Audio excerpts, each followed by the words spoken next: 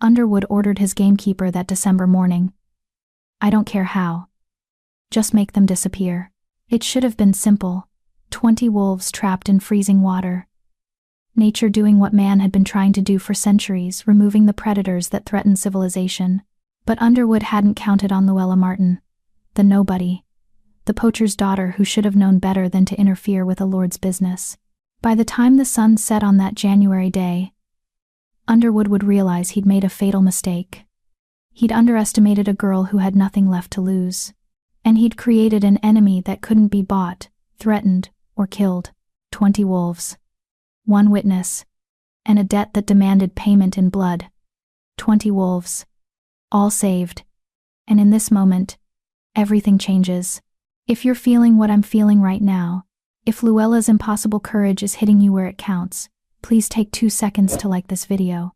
It tells me you want more stories that matter. Now, Lord Underwood is coming. And he's not happy. Let's see what happens next. Chapter 1. The Outcast of Blackpine. The bread was stale again. Luella Martin held the rock-hard loaf in her calloused hands, staring at it in the dim light of her cabin's single window. 3 days old. The baker in Blackpine Village only sold her the leftovers. The ones even the pigs wouldn't eat. She'd have to soak it in melted snow just to make it edible. At least he sells to you at all. Her stepmother Gail Fisher had sneered last week, her perfect blonde curls bouncing as she laughed. Most shops won't serve a Martin anymore. Not after what your father did. Luella's father had died 6 years ago, accused of poaching on Lord Underwood's land. They'd found him frozen in the woods, a deer carcass beside him. The shame had followed Luella, like a shadow ever since. Her stepmother had remarried within a year to wealthy Francisco Cantrell, a merchant who owned half the village. Gail had taken everything, the house, the savings, even Luella's mother's jewelry. All Luella got was this cabin, a shack, really. 1 room with a leaking roof, and a fireplace that barely kept the cold at bay. It sat at the edge of the forest, a 20-minute walk from the village proper. Far enough that people could forget she existed. Which was exactly how they liked it. Plain little Luella. The village children used to chant, "Crooked nose and crooked soul," just like her thieving father. Her nose had been broken when she was 12, courtesy of her stepsister Shelia Stanton, Gail's daughter from her first marriage. Shelia had accidentally slammed a door into Luella's face during an argument about a hairbrush. It had healed badly, leaving a noticeable bump on the bridge. Combined with Luella's dull brown hair, thin frame, and the permanent shadows under her gray eyes, she knew she'd never be called beautiful. Not like Shelia, with her porcelain skin and rosebud lips. Not like any of them. Luella placed the bread on her small table and wrapped her worn shawl tighter around her shoulders. The morning was brutal even inside the cabin. Her breath formed clouds. Outside, the temperature had dropped so low that the trees groaned under the weight of ice. She needed to check her traps. It was dangerous to go into the forest during a cold snap like this, but Luella had no choice. The 3 rabbits she'd caught last week were gone, their meat already eaten. If she didn't catch something today, she'd have nothing but stale bread until the thaw. She pulled on her father's old hunting boots, too large for her feet, stuffed with cloth to make them fit, and grabbed the walking stick she'd carved from pine. Her threadbare coat came last, patched so many times it looked like a quilt of mismatched brown fabrics. The door creaked open, and the cold hit her like a fist. Luella trudged through the snow, her boots crunching with each step. The forest was silent. No birds sang. No squirrels chattered. Even the wind seemed to hold its breath. Something was wrong. She'd lived on the edge of these woods her entire life. She knew their rhythms, their moods. The forest was never this quiet unless something had disturbed it. Her first trap was empty. So was the second. At the third, she found tracks. Wolf tracks. Luella crouched down, studying the prints. Large. Recent. A whole pack had passed through here, maybe an hour ago. They were heading east, toward Blackpine Lake. Her stomach twisted. Wolves didn't usually come this close to the village. They kept to the deep forest, where game was plentiful and humans were scarce. For an entire pack to risk human territory meant something had driven them out. Or someone. Luella followed the tracks. She told herself she was just being cautious, making sure the wolves weren't circling back toward her cabin. But the truth was simpler. She was curious.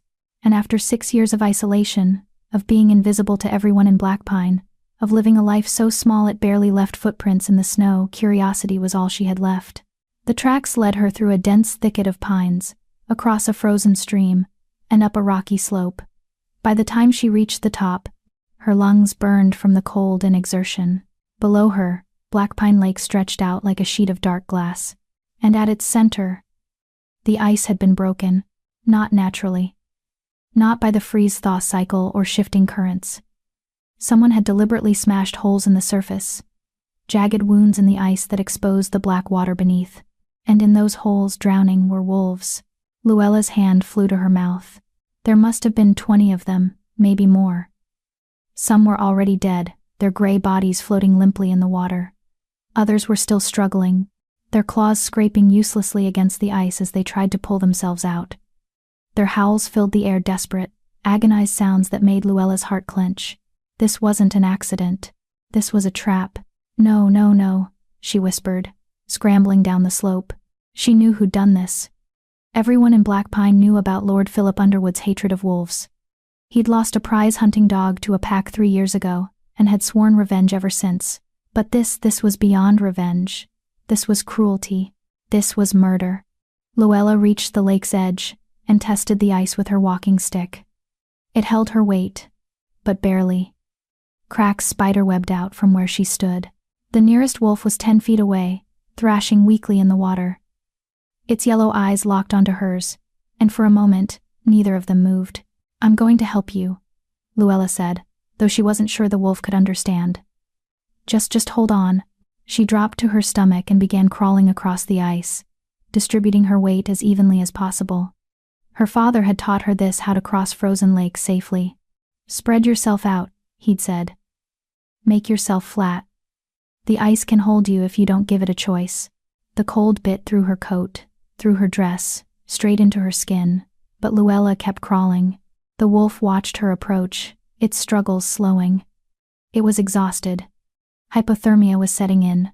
"Come on," Luella urged, reaching the edge of the broken ice. "Give me your paw. Please." The wolf's eyes narrowed. It growled a low, warning sound that vibrated through the ice. "I know," Luella said softly. "I know you don't trust me. I wouldn't trust me either. But I'm all you've got right now." She extended her hand, palm up. Waiting. The wolf stared at her for what felt like an eternity. Then, slowly, it lifted one massive paw out of the water. Luella grabbed it, her fingers closing around coarse fur and cold flesh. The wolf was heavy, far heavier than she'd expected. She braced her feet against a ridge in the ice and pulled.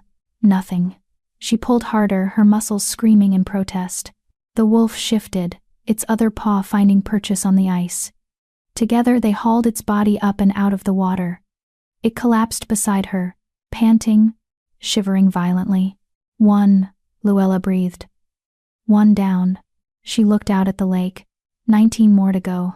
The second wolf was easier, it was smaller, less waterlogged. Luella managed to drag it out within minutes.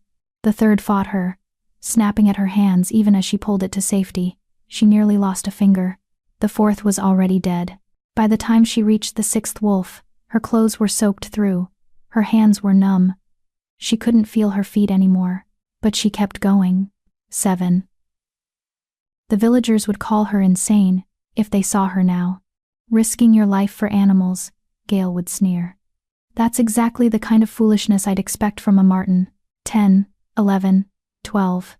Her vision was starting to blur. The cold was no longer painful, it had moved past pain into something else. Something quiet and seductive. Her body wanted to stop. Wanted to lie down on the ice and rest. Just for a moment. 13. 14. "Come on," she told herself, her voice slurring. "Keep moving. Just keep moving." 15. 16. 17. 3 left. The ice groaned beneath her weight. She'd crossed this lake too many times. The surface was compromised, weakening with each pass. Luella crawled toward the 18th wolf.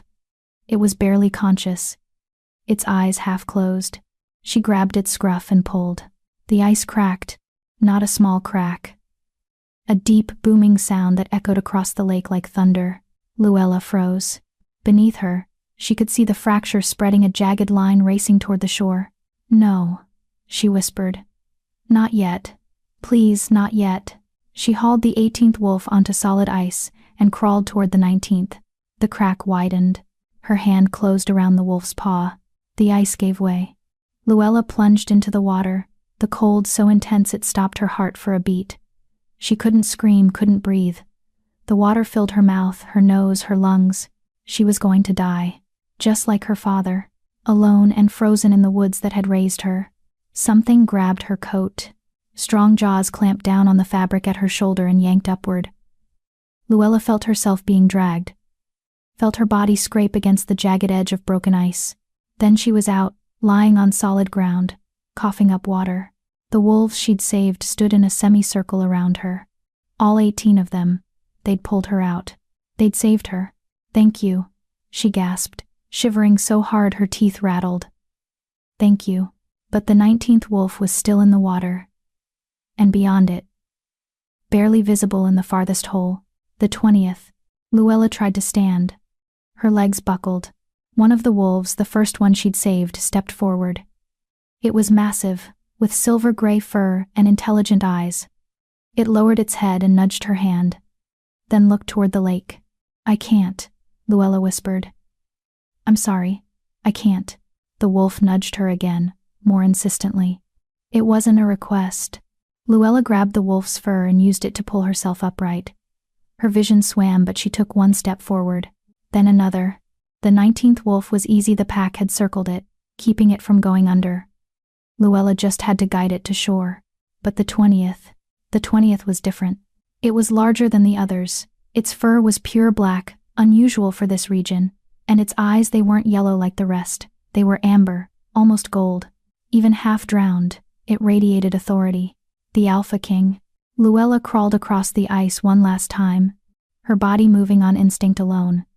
She reached the hole and extended her hand. The black wolf looked at her. Really looked at her. And in that moment, Luella saw something that made her forget the cold, forget her exhaustion, forget everything. Recognition. Not just animal awareness, but genuine understanding. This wolf knew exactly what she'd done, knew what it had cost her. It placed its massive paw in her hand. Together, they fought against the water, against the cold, against death itself. And together, they won. The Alphaking collapsed on the shore beside her, its sides heaving. The rest of the pack gathered around them both, their bodies forming a living windbreak against the brutal cold. Luella closed her eyes. She'd done it. 20 wolves, all saved. In the distance, she heard voices, men's voices. Angry and getting closer. Saw tracks leading this way. If those beasts got loose, Martin Girl's cabin is nearby. You don't think. Lord Philip Underwood. And he was coming for his wolves, coming for her. The Alphaking lifted its head, and its lips pulled back in a snarl. The pack rose as one, forming a wall between Luella and the approaching voices. And Luella realized something that would have made her father proud. She wasn't alone anymore. Not ever again. Chapter 2. When Mercy Becomes Treason. Lord Philip Underwood emerged from the tree line like a specter of winter itself. Tall, imposing, wrapped in a fur-lined cloak that had cost more than Luella's cabin. Behind him trudged 6 men, all carrying rifles, all wearing the grim expressions of those who'd been pulled from warm hearths on a bitter morning. Luella recognized them all. Ted Boyd, the blacksmith. Guy Bolton, who ran the general store. Daniel Carroll, Underwood's head gamekeeper. Men who'd known her father. Men who'd watched her grow up and hadn't lifted a finger when Gale threw her out. Men who wouldn't hesitate to shoot her if Underwood gave the word. Well, Underwood said, his voice carrying across the frozen lake. Little Luella Martin. I should have known. Luella tried to stand, but her legs were still trembling from exhaustion and cold. The wolves pressed closer around her, their combined body heat the only thing keeping her conscious. Like father, like daughter, Underwood continued, stepping onto the ice with the confidence of a man who owned everything he surveyed. He stole my deer, you steal my wolves. They're not yours, Luella said, her voice hoarse. They're not anyone's. Underwood's laugh was sharp and humorless. Everything in these woods is mine, girl. The trees, the game, the very snow you're kneeling in. Your hovel of a cabin sits on my land. You exist at my sufferance. He gestured to the wolves surrounding Luella. These beasts killed my best hunting dog, tore him apart while he was doing his duty. I paid good money to have them tracked, trapped, and drowned. And you?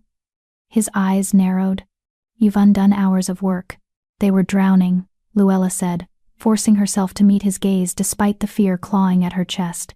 Suffering. I couldn't just… Yes, that was rather the point.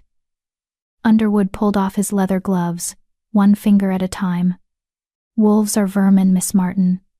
Dangerous, worthless vermin. The world is better off without them, the Alphaking snarled, a sound so deep and menacing that two of Underwood's men took an involuntary step backward. Shoot them, Underwood ordered calmly. All of them. The girl can watch what her mercy has earned. 6 rifles rose in unison. No. Luella threw herself in front of the nearest wolf. Please. They haven't done anything. Move aside, Miss Martin. Underwood's voice was cold now, all pretense of civility gone. Unless you'd like to share their fate. Luella's mind raced. She was outnumbered, outgunned, and so cold she could barely feel her own body. The wolves were exhausted from their ordeal. If shooting started, it would be a massacre.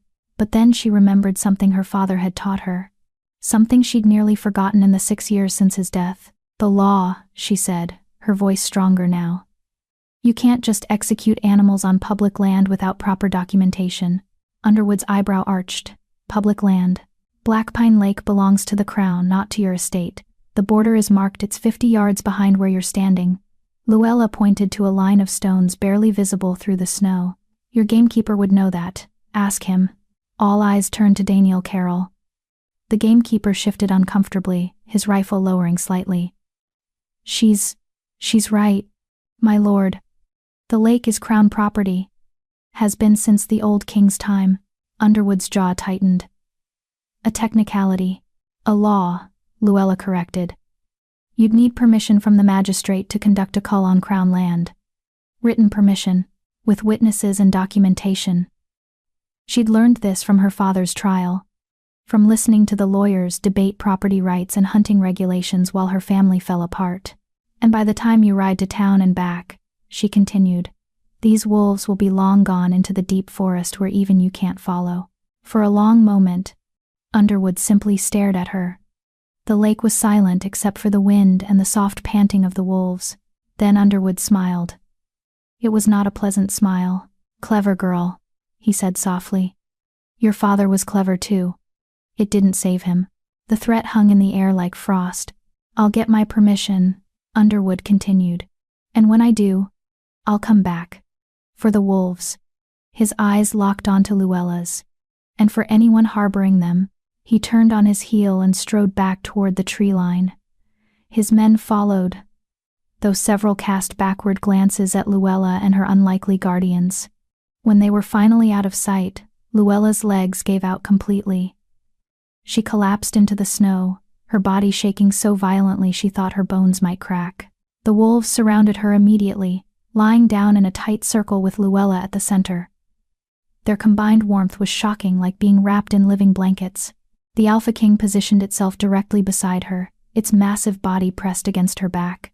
Thank you, Luella whispered, though she wasn't sure if she was thanking them for their warmth or for not running when they had the chance. The Alphaking's amber eyes studied her with that same unsettling intelligence she'd seen before. Then it did something that made Luella's breath catch. It bowed its head and touched its nose to her forehead. The gesture was so gentle, so deliberate, that tears sprang to Luella's eyes. No one had shown her tenderness in 6 years.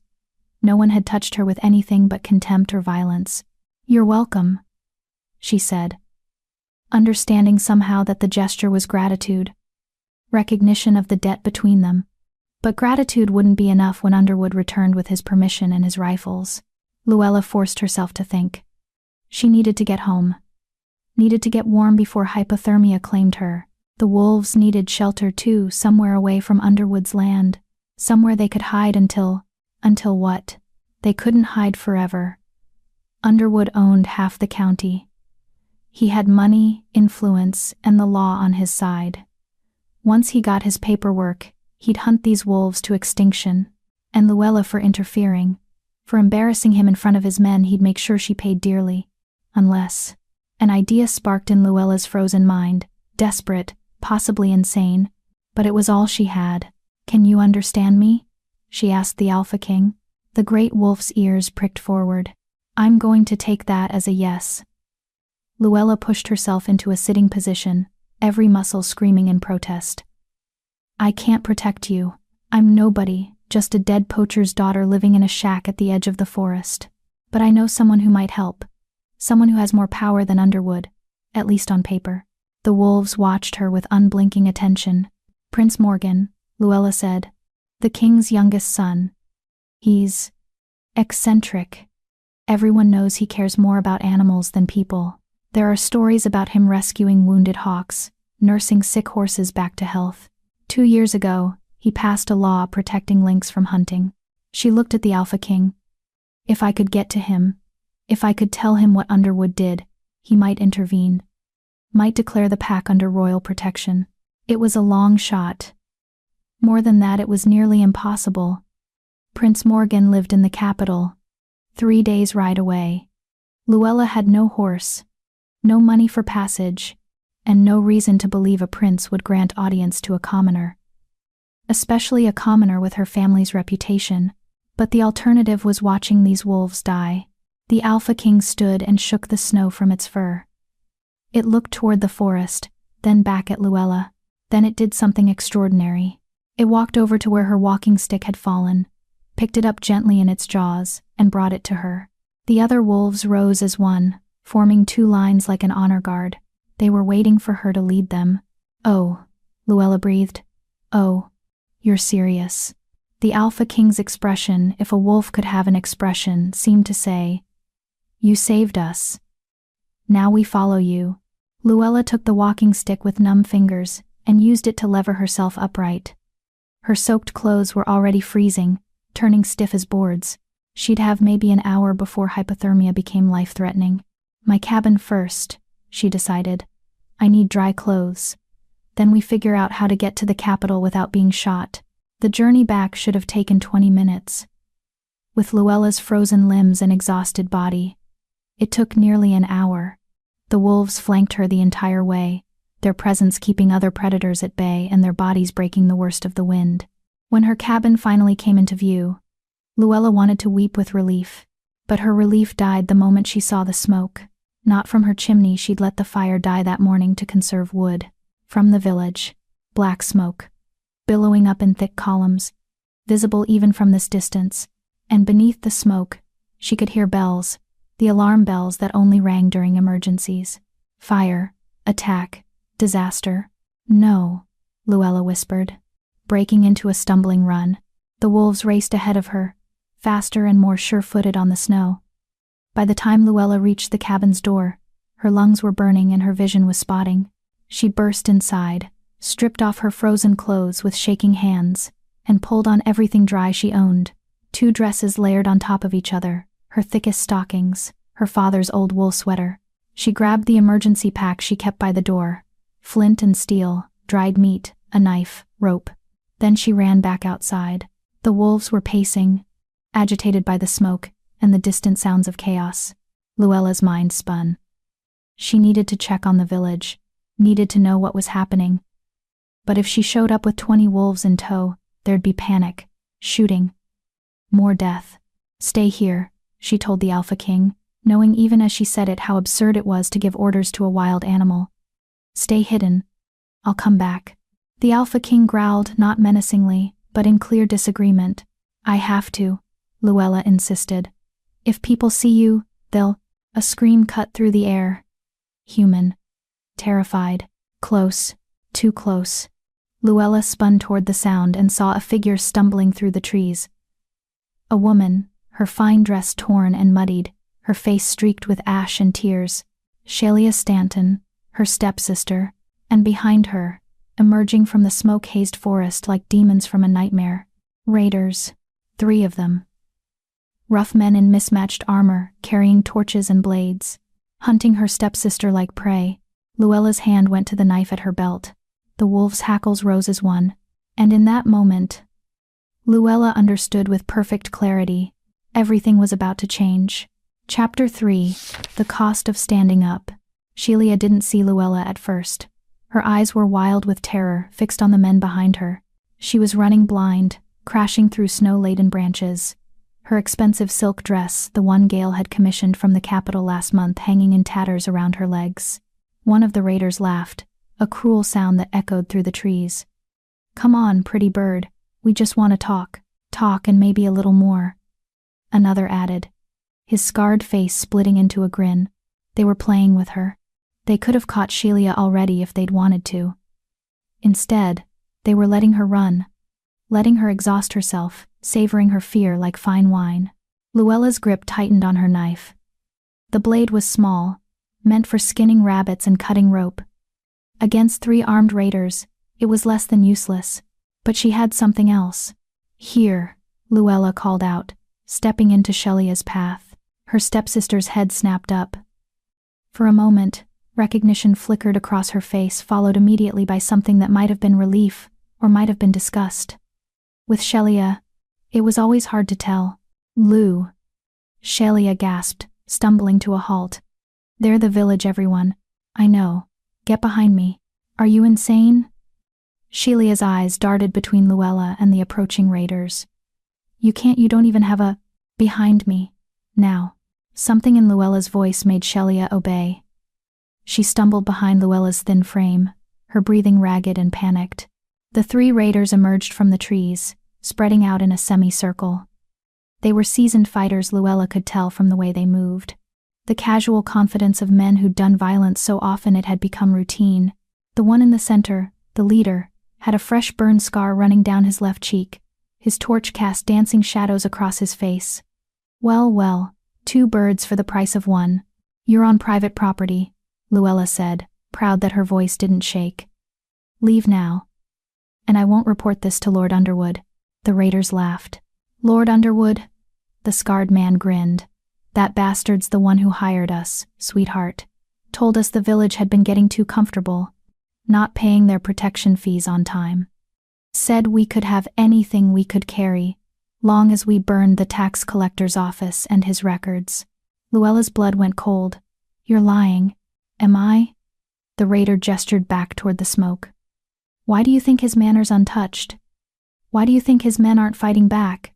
Behind her, Shelia made a small, wounded sound. Her mother's new husband, Francisco Cantrell, was the tax collector. "My stepfather," Shelia's voice broke. "Is he dead by now, probably?" the raider said cheerfully. "Don't worry, pretty thing. You won't be lonely for long." They advanced. Luella raised her knife. "Don't. Or what? You'll gut us with that little pig sticker?" The scarred man laughed. "Tell you what, girl. You give us the blonde, we'll let you run. Otherwise." The Alphaking stepped out of the shadows. Then another wolf. And another. Within seconds, 20 wolves materialized from the forest like ghosts, forming a wall of fur and fangs between the raiders and their prey. The Alphaking positioned itself directly in front of Luella, its lips pulled back to reveal teeth that looked like ivory daggers. The raiders' confident smirks vanished. "What the scarred man took a step back, his torch wavering. "Where did they?" The Alphaking snarled, a sound so primal and menacing that even Luella felt her instincts screaming to run. "Back away," Luella said quietly. "Drop your weapons. Leave the way you came." You're controlling them?" The raider's eyes were wide now, jumping between Luella and the wolves. "You're some kind of witch." Luella said nothing. Let him think what he wanted. Fear was better than courage right now. For a long moment, no one moved. Then one of the other raiders, younger, less scarred, dropped his sword. "I'm not dying for a few coins," he muttered, backing away. "This isn't worth it, coward," the scarred man spat, but his hand was shaking on his torch. The 3rd raider had already disappeared into the trees. "This isn't over," the leader said, still retreating. "Underwood will hear about this. About you and your demon wolves. Tell him," Luella said. Tell him Luella Martin sends her regards." The raider turned and ran. The moment he was out of sight, Luella's legs buckled. She caught herself on her walking stick, breathing hard. Behind her, Shelia was sobbing. "He's dead. My stepfather's dead. They burned everything." "We don't know that," Luella said, though the smoke in the distance suggested otherwise. "We need to get to the village, check for survivors." "With them?" Shelia pointed at the wolves, her face pale. "Lu, what have you done? What are these things?" "They're wolves. I saved them. They saved me." Luella turned to face her stepsister.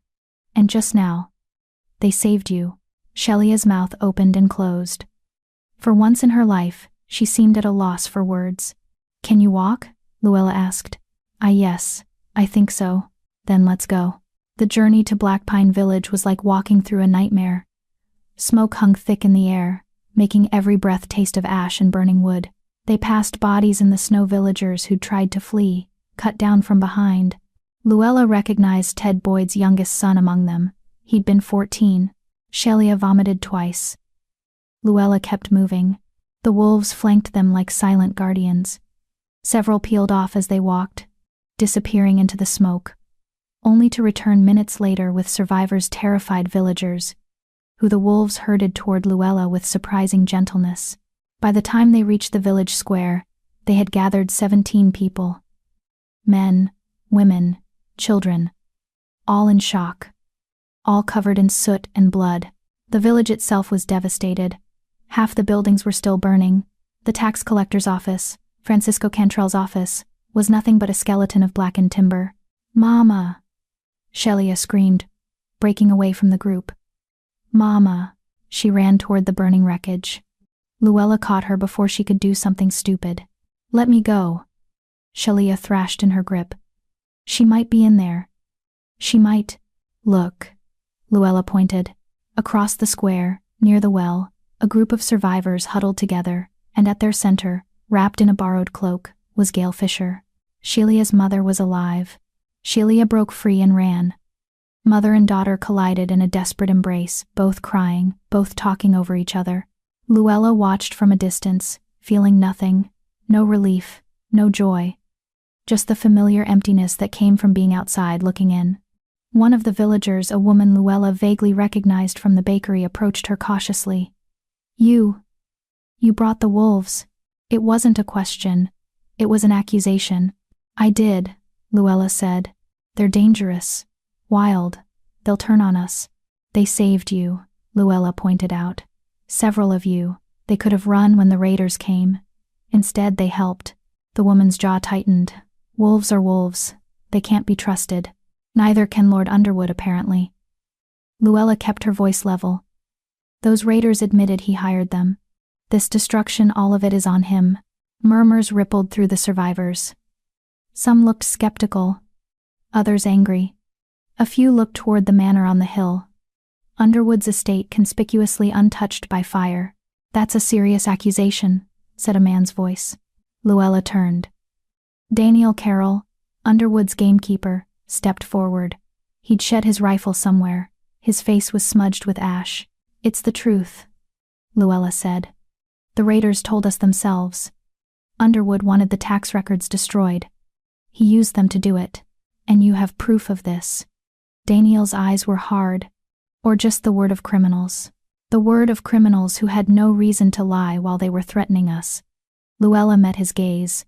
"Where were you during the attack, Mr. Carroll? Where were any of Underwood's men?" Daniel's silence was answer enough. "They knew," someone whispered. "They had to know. He burned us out," another voice said, louder. "That bastard burned us out to hide his embezzling." "Calm down," Daniel said, raising his hands. "We don't know.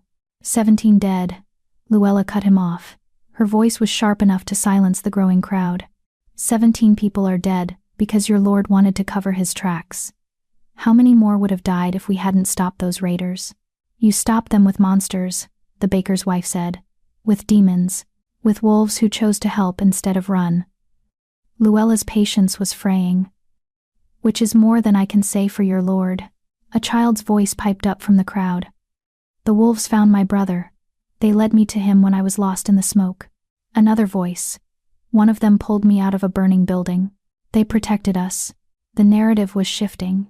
Luella could see it in people's faces, the fear giving way to confusion, then to something that might become gratitude. But Gail Fisher had finally noticed her daughter's savior. You. She stalked toward Luella, her face contorted with rage. You brought those beasts here. You put my daughter in danger. Those beasts saved your daughter, Luella corrected. From raiders your new husband likely helped hire. Gail's hand cracked across Luella's face. The square went silent. Luella's cheek burned. Blood trickled from her lip where Gail's ring had split the skin. But she didn't move. Didn't raise her hand to the injury. She just stared at her stepmother with 6 years of accumulated cold fury. Feel better? Luella asked softly. The Alphaking growled. A sound that made several people stumble backward. The pack moved forward as one, surrounding Luella protectively. Call them off, Gail whispered, fear finally breaking through her anger. Luella, call them off. They're not mine to command, Luella said. They act of their own will, just like I do.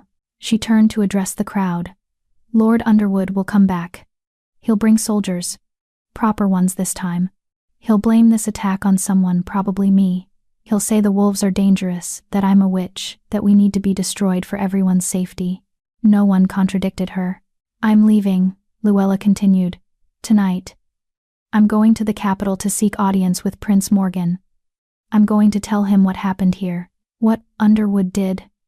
She paused. The wolves are coming with me. Anyone who wants to join us is welcome. Anyone who wants to stay and trust Underwood's mercy. That's your choice. Silence. Then Sheila stepped forward. I'll come. Gail grabbed her daughter's arm. Absolutely not. I forbid it. You forbid? Sheila's voice was hollow. Mama. Your husband is dead. Our home is ash. We have nothing. Less than nothing. We'll be in debt for years trying to rebuild. We'll manage. We always. By selling me off to the highest bidder. Sheila's laugh was bitter. That was your plan, wasn't it? Marry me to some wealthy merchant to recoup your losses. Well, I'm done being your prize mare. She pulled free of Gail's grip and stood beside Luella. I'm going to the capital. With or without your blessing. Other voices joined in. I'll come. Me too. My family's got nothing left here anyway. Within minutes, 12 people had volunteered. Not a large group, but larger than Luella had expected. We leave at dawn, Luella said. Pack light. Weapons if you have them. Food for 3 days. She looked at the wolves, particularly the Alphaking. We're going to need to move fast. Can you? The Alphaking dipped its head. Once, deliberately, understanding passed between them. This was no longer about saving wolves from drowning. This was about justice. About standing against the kind of cruelty that burned villages and called it business. This was war, and Luella Martin, the plain, crooked-nosed daughter of a dead poacher, had just declared it. Chapter 4. The Road to Retribution. Dawn came cold and gray, the sky heavy with unshed snow. Luella stood outside her cabin for what might be the last time. A pack slung over her shoulder and her father's knife at her belt. The structure looked even more pathetic in the morning light, walls that barely kept out the wind, a roof that leaked in 3 places, a door that hung crooked on its hinges. 6 years she'd lived here. 6 years of surviving on scraps and stubbornness. She felt nothing looking at it now. No nostalgia, no regret, just relief that she was finally leaving. The 12 volunteers had assembled in the clearing behind the cabin, away from prying eyes. They were a motley group. Sheila, still wearing her ruined dress under a borrowed cloak. Tom Ward, the butcher's assistant, carrying a meat cleaver. Annette Matthews and her 2 young sons. Brooke Knox, a widow with arms strong from years of laundering. And 6 others whose names Luella was still learning. The wolves waited at the forest's edge, 20 shadows against the snow. This is insane, muttered Chong Cherry, a farmhand who'd lost everything in the fire. We're trusting our lives to wild animals and a girl who talks to them. That girl saved my children, Annette said sharply, pulling her boys closer. The wolves led us out of the smoke when we couldn't see. I'll trust them before I trust Underwood. Underwood's going to send men after us, Tom said, testing the weight of his cleaver. We all know that, right? We're fugitives now. Then we'd better move fast. Luella adjusted her pack and turned to the group. The capital is 3 days northeast by the main road, but we can't use the main road. Underwood's men will be watching for us there. We'll have to go through the Thornwood. Several people gasped. One woman made a warning sign. The Thornwood? Chong's face paled. That forest is cursed. People go in and don't come out. People go in unprepared and get lost. Luella corrected. My father used to trap there. I know the paths. She looked at the Alphaking, who had moved to stand beside her. And we have guides who know the forest better than any human. The great black wolf's amber eyes gleamed with what might have been amusement. We'll travel during daylight, make camp before dark, Luella continued. The wolves will scout ahead and behind, watch for pursuit. If we're lucky, we'll reach the capital in 4 days instead of 3. And if we're not lucky? Shelia asked quietly. Luella met her stepsister's eyes. Then we fight.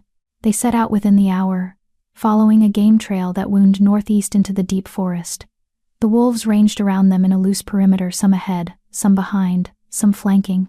The Alphaking remained at Luella's side, matching her pace perfectly. The first few hours passed in tense silence. Everyone jumped at shadows, flinched at snapping branches. But gradually, as the forest enveloped them and no pursuit materialized, people began to relax. Annette's younger son, who couldn't have been more than 7, tugged on Luella's sleeve. Miss? Can I pet one? I don't think, Luella started, but the Alphaking had already turned its massive head toward the boy. The child froze, his eyes going wide. The Alphaking lowered its head and gently bumped the boy's hand with its nose. A smile broke across the child's face, the first smile Luella had seen since the attack. Small fingers buried themselves in thick black fur. He's soft, the boy whispered in wonder. Mama, he's so soft. Other children in the group crept closer. Soon 3 wolves were surrounded by young ones, their fears forgotten in the simple joy of touching something wild and beautiful. Careful, their parents warned. But even they were smiling now. They really are protecting us, Brooke murmured, watching a gray wolf herd a wandering child back toward the group. I've never seen anything like it. Neither have I, Luella admitted. But I'm grateful for it. They stopped for a brief lunch around midday, dried meat and hard bread eaten standing up, no fires to give away their position. One of the scouts, a young wolf, with distinctive white markings, returned from the south and made a series of low sounds to the Alphaking. The Alphaking's ears went flat against its skull. What is it? Luella asked, though she already knew the answer.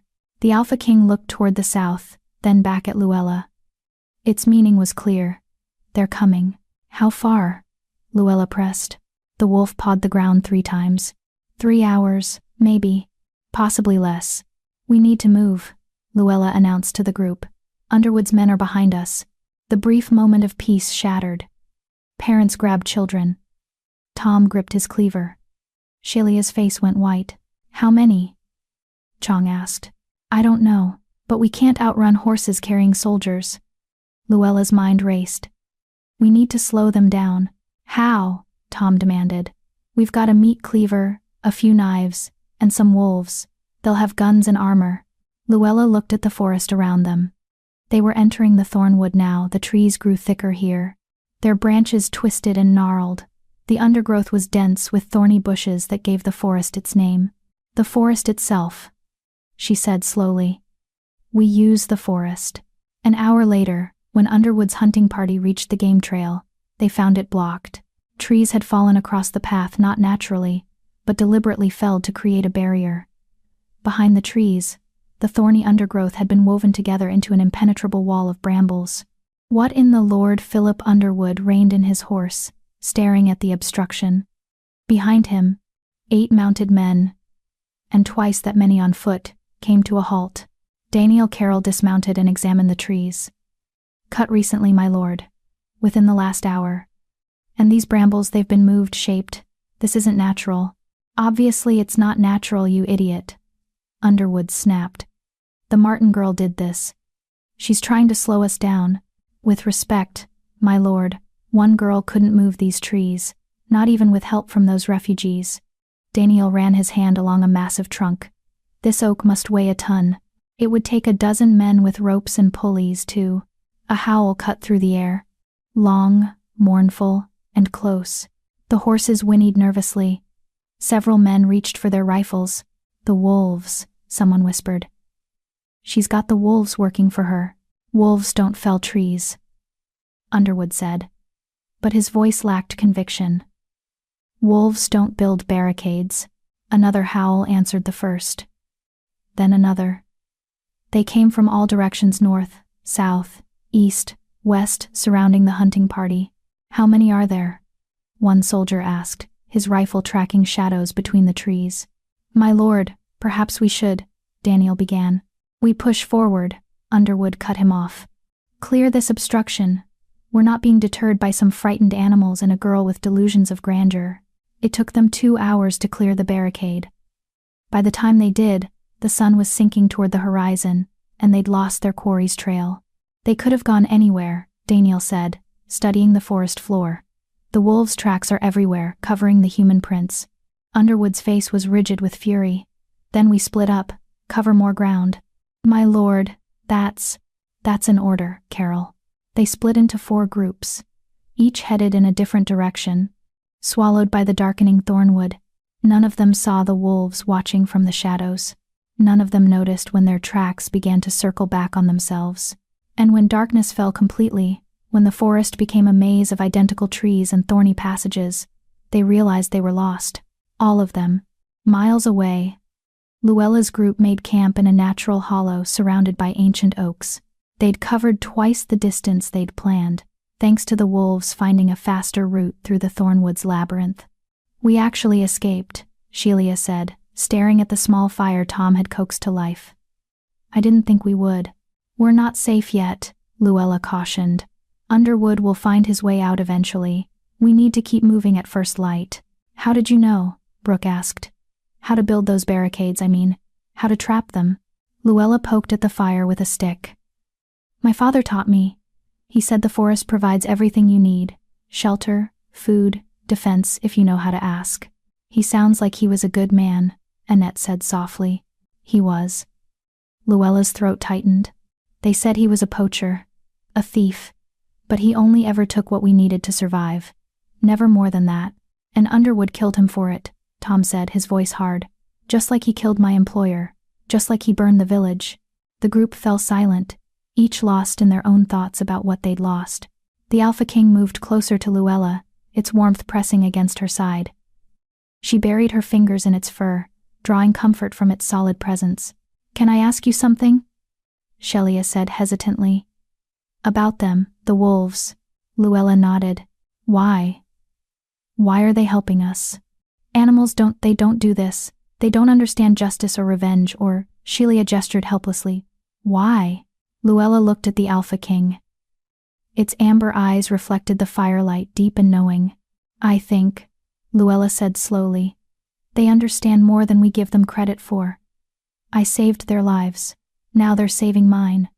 It's not about domestication or training. It's about...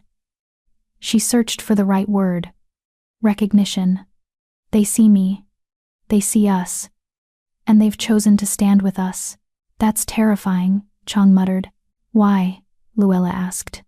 Because it means animals have agency? Free will? The ability to choose their own path? Because it means they could choose differently, Chong said. Today they protect us. Tomorrow they'll still protect us. Luella cut him off. Because we're not Underwood. We're not cruel. We don't hunt them for sport or drown them for revenge. We treat them with respect. She stood, addressing the group. Every one of you had a choice back in Black Pine. You could have stayed, could have trusted Underwood to take care of you, to rebuild what he destroyed, but you chose to come with me instead. With a nobody. With the daughter of a poacher. Why? No one answered immediately. Finally Annette spoke. Because you saved my boys. Because when everyone else was running or hiding, you stood up to those raiders with nothing but a kitchen knife and faith. Because Underwood is a monster, Tom added. And monsters need to be stopped. Exactly. Luella nodded. The wolves made the same choice. They could have run back to the deep forest after I pulled them from the lake. Instead they stayed. They fought for us. They're still fighting for us. She looked each person in the eye. Tomorrow, we push hard. We'll reach the edge of the thornwood by nightfall if we're lucky. The day after, we'll be in civilized lands again, places with roads and inns and law. We'll need to be careful. Underwood has influence in the cities too. How do we get an audience with Prince Morgan? Shelia asked. We're refugees. Commoners. The palace guards won't even let us through the gates. Luella had been thinking about that problem all day. We make noise. Big noise. We arrive with 20 wolves and a story about a lord who burned his own village. Word will spread fast. Someone will bring it to the prince's attention. Or they'll arrest us for disturbing the peace, Chong said. Maybe. Luella shrugged. But we've come this far. We might as well see it through. The fire crackled. Somewhere in the darkness, a wolf howled not in warning, but in song. Others joined in, creating a harmony that made Luella's skin prickle with something that wasn't quite fear.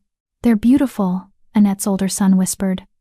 Why did everyone always tell us to be afraid? Because fear is easier than understanding, Luella said. And understanding requires seeing past the surface, seeing what's inside. She thought of her father's words, the ones that had haunted her since his death. Beauty doesn't matter, it's what's inside that counts. He'd been right, just not in the way he'd meant. The wolves weren't beautiful by human standards. They were predators, all fangs and claws and wild strength. But inside, in the parts that mattered, they had honor, loyalty, a sense of justice that most humans had lost. And Luella? She'd never been beautiful either. Crooked nose. Plain face. The daughter of a criminal. But she'd pulled 20 wolves from freezing water. She'd stood against raiders with nothing but a knife. She'd led refugees through an impossible forest while Lord Underwood's hunting party got lost in circles. Maybe her father had been right after all. Maybe what was inside really did count for more. Get some rest, Luella told the group. The wolves will keep watch. Tomorrow's going to be a long day. As people settled into their bedrolls, Shelia moved to sit beside Luella. For a long moment, neither spoke. I'm sorry, Shelia finally said. For everything. For the door. For your nose. For being cruel because Mother told me to be. Luella studied her stepsister's face. The firelight caught the tear tracks on Shelia's cheeks. Why now? Luella asked. Why apologize now, after 6 years? Because I almost died yesterday, Shelia said simply. And the person who saved me was the one I'd hurt the most. I think I need to be better than I was. Better than Mother raised me to be. Luella considered this. Part of her wanted to hold on to the anger, to nurse it like the wolves had nursed their wounds in the freezing water. But what good would that do? Apology accepted, she said. But actions matter more than words. Show me you've changed. Shelia nodded. I will, I promise. The Alphaking raised its head, ears pricked forward. A moment later, 3 scouts returned from the perimeter and made their report in low growls and postures. What are they saying? Shelia asked. Underwood's men are still lost, Luella translated, reading the wolves' body language. They're scattered, confused. The forest has them. Good. Shelia's voice was hard. Let them stay lost. Let them know what it feels like to be helpless. Luella glanced at her stepsister in surprise. Maybe Shelia really was changing. Or maybe they all were. The fire burned low. The stars emerged between the twisted branches overhead, and in the darkness of the thornwood, surrounded by wolves and refugees and the ruins of her old life, Luella Martin finally allowed herself to hope. Maybe they'd reach the capital. Maybe Prince Morgan would listen. Maybe justice wasn't just a fairy tale told to comfort the powerless. The Alphaking laid its head on her lap, and Luella stroked its fur until sleep finally claimed her. Tomorrow would bring new challenges. But tonight, for the first time in 6 years, she wasn't alone. Chapter 5. The Merchant's Gambit. The second day of travel brought them out of the thornwood and into gentler country rolling hills dotted with farms and small hamlets. The landscape should have been comforting after the oppressive maze of twisted trees, but Luella found herself missing the forest's concealment. Here, they were exposed. Visible. We look like a traveling circus, Tom muttered, eyeing the wolves that flanked their ragged column. 20 wolves, a dozen refugees, and not a copper between us. How exactly do we plan to eat when our supplies run out? It was a fair question. They'd been rationing carefully, but their food would last maybe 2 more days. After that, there's a market town ahead, Luella said, consulting the mental map her father had taught her. Millbrook, we should reach it by afternoon. A town. Chong's voice rose in alarm. We can't walk into a town with these wolves. They'll shoot us on sight. Not if we're careful. Luella had been thinking about this problem since dawn. The wolves stay in the woods outside town. A few of us go in to buy supplies. The rest wait with the pack. And if someone recognizes us? Shelia asked. If word's already spread about Black Pine, then we run. Luella's jaw set. But we need food. We need information about the road ahead. We don't have a choice. The Alphaking made a low sound, not quite a growl, more like a question. I know you don't like it either, Luella said, scratching behind its ears. But you'll terrify the townspeople. We need to appear normal, non-threatening. The wolf's expression suggested it had opinions about that strategy, but it didn't argue. They reached the outskirts of Millbrook just after noon. It was larger than Black Pine, maybe 300 people. With proper streets and a market square, smoke rose from chimneys, children played in the streets, everything looked so normal. Luella felt a pang of longing for that normalcy. For a life where the biggest worry was stale bread, not fleeing a vengeful lord with an army. The wolves stay here, she instructed, gesturing to a copse of trees with good sightlines to the town. Tom, Brooke, you're with me. Everyone else waits. If we're not back in 2 hours, assume something went wrong and head northeast without us. Lou, Shelia started. No arguments. Those are my terms. The Alphaking pushed its head against her hand, amber eyes intense. Luella met its gaze and saw the concern there. I'll be careful, she promised. I didn't survive Underwood's raiders just to get caught buying turnips. The walk into Millbrook was surreal. After 2 days in the forest with wolves, the sounds of human civilization felt alien cartwheels on cobblestones.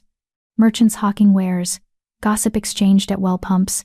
Act natural, Luella whispered to her companions. We're just travelers, nothing suspicious. Tom snorted. Right. 3 people in ash-stained clothes with no wagon, no horses, and no visible means of support, perfectly natural. But no one stopped them as they entered the market square.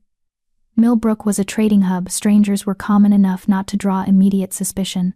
Luella headed for a vegetable stall, mentally calculating what they could afford with the few coins she'd grabbed from her cabin. Bread, dried beans, maybe some salted meat if. Terrible business about Black Pine. Luella froze. The speaker was an older woman at the next stall, talking to the vegetable merchant. Burned to the ground, they say, the woman continued. Raiders, killed dozens. Lord Underwood's offered a reward, the merchant replied, arranging his turnips. 5 gold pieces for information leading to the capture of the perpetrators. Luella's blood went cold. Perpetrators? The woman asked. I heard it was raiders. Oh, it was. But apparently some locals helped them. A girl named Martin, daughter of that poacher from years back. She led the raiders to the tax collector's office. Showed them where the records were kept. Luella's hands clenched into fists. The lie was so bold, so complete, it took her breath away. That's horrible, the woman said. Why would she do such a thing? Revenge, most like. Her father was hanged for theft. Girl probably held a grudge. The merchant shook his head.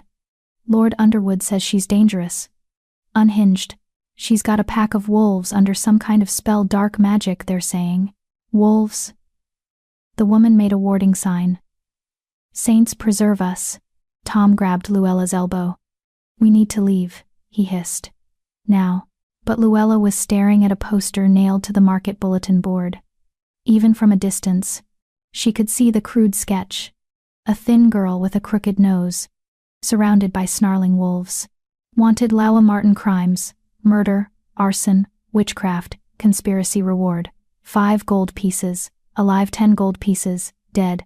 Dead is worth more, Brooke whispered, horror in her voice. He wants you dead. Luella's mind raced. If word had reached Millbrook already, it would have reached every town between here and the capital. They couldn't buy supplies without being recognized, couldn't show their faces without risking capture. Change of plans, she muttered, turning away from the stall. We're leaving. Without supplies? Tom asked. We'll have to forage, hunt, whatever it takes. Luella kept her head down, her hand drifting to the knife at her belt. Just walk slowly. Don't attract. You there, girl with the crooked nose. Luella's heart stopped. A guard was pushing through the crowd, his hand on his sword hilt. He was young, maybe 20, with the overeager expression of someone looking to make a name for himself. Don't suppose you've heard of Luella Martin? He called out. Because you look an awful lot like. Tom threw his cleaver. It wasn't a good throw. Tom was a butcher, not a soldier. The blade tumbled end over end and missed the guard by a foot, embedding itself in a nearby post. But it bought them a second. Luella bolted. Tom and Brooke were right behind her, racing through the market square as shouts erupted behind them. Stop them. The witch. The Martin girl. 10 gold pieces. Someone grab her. They burst out of the square and into a side street. Behind them, Luella could hear boots pounding on cobblestones, multiple sets now.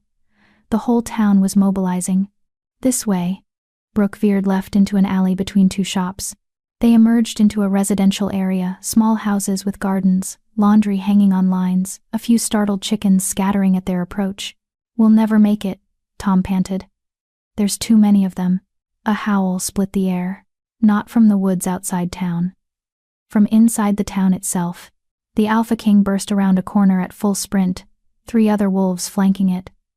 They'd ignored Luella's orders and followed them in. Oh no, Luella breathed. No, no, no.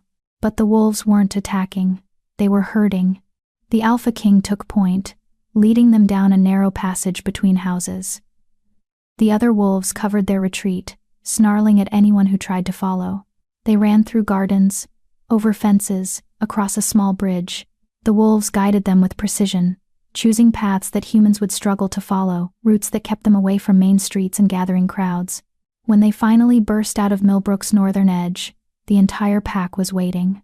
So much for staying hidden, Shelia said dryly as Luella stumbled to a halt. But I'm glad you're alive. We need to move, Luella gasped, her lungs burning. They'll send riders. We have maybe an hour before. Before what? A new voice cut through her panic. Before you get yourselves killed through sheer incompetence? A man stepped out from behind a merchant's wagon. He was middle-aged, well-dressed in a way that suggested wealth without ostentation. His eyes were sharp, calculating, and he was smiling. Please don't panic, he said, raising his hands. I'm not here to turn you in. Quite the opposite, actually. Tom grabbed a fallen branch, holding it like a club. Who are you? My name is Mohammed Olson. I'm a merchant silks, spices, occasionally information. Mohammed's smile widened. And I have a proposition for you, Miss Martin. How do you know my name? Luella demanded. The same way half the kingdom knows it by now, Lord Underwood's very thorough propaganda campaign. Mohammed gestured to his wagon. He's painted you as a murderous witch, a traitor, the architect of Black Pine's destruction. I know you didn't. Mohammed's expression turned serious.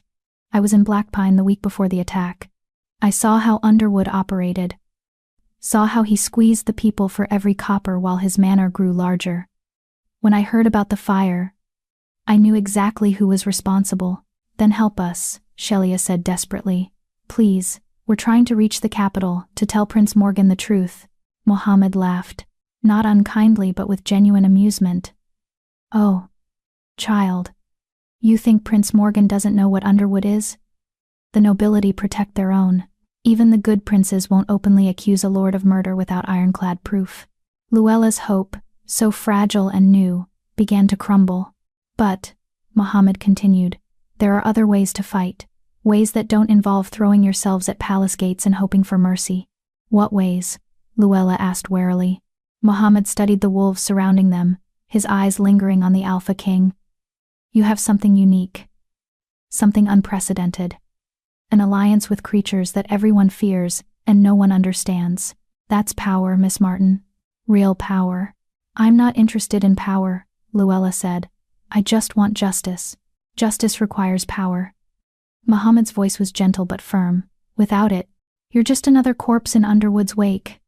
But with the right backing, the right strategy, you could be so much more.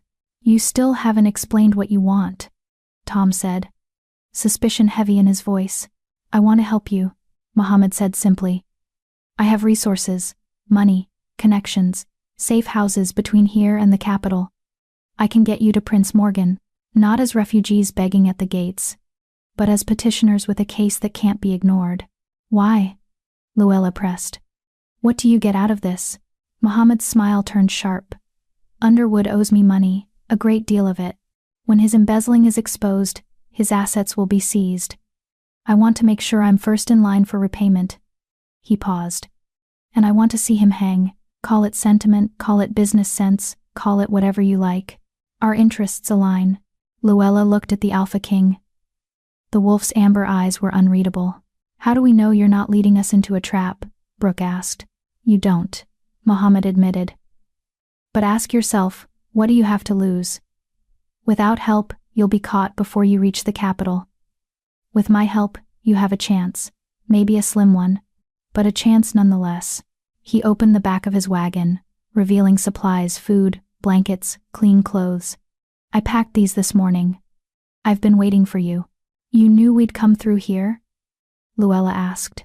I know how refugees think. I know which routes avoid major roads while still heading northeast. And I know you're smart enough to need supplies eventually. Mohammed's expression softened.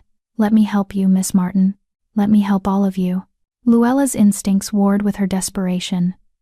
Everything Mohammed said made sense, but trust was a luxury she couldn't afford. The Alphaking moved forward and sniffed Mohammed's extended hand. For a long moment, wolf and man regarded each other. Then the Alphaking sat. Not aggressively, not submissively, just accepting. Your wolf approves, Mohammed noted. I'll take that as a good sign. Luella made her decision. What's your plan? Mohammed's smile returned, bright and conspiratorial. First, we get you all looking less like escaped criminals. Then we travel as my merchant caravan, perfectly legal, perfectly normal. The wolves stay hidden during day travel. Join us at night. In 3 days, we'll be in the capital with credentials that will get you through the palace gates. Credentials? Shelia asked. I supply silk to several noble houses. My deliveries come with automatic access to certain areas. Mohammed winked. Including the East Wing, where Prince Morgan keeps his menagerie of rescued animals. Despite everything, Luella felt hope stirring again. You've really thought this through. I'm a merchant, Miss Martin. Planning is what I do. Mohammed gestured to his wagon. Now, shall we stop wasting time and start moving? Millbrook's guards won't give up easily. And I'd rather not explain why I'm harboring fugitives. Over the next hour, they transformed. Mohammed produced clean clothes from his seemingly bottomless wagon, simple but respectable traveling gear that wouldn't draw attention. He had them wash their faces and hands, comb their hair, look like ordinary people again. The key to hiding, he explained, is not looking like you're hiding. Act normal, and people see what they expect to see. The wolves retreated into the forest, paralleling the road, staying just out of sight but close enough to respond if needed. The Alphaking was the last to leave. Its eyes locked on Luella, until she nodded reassurance.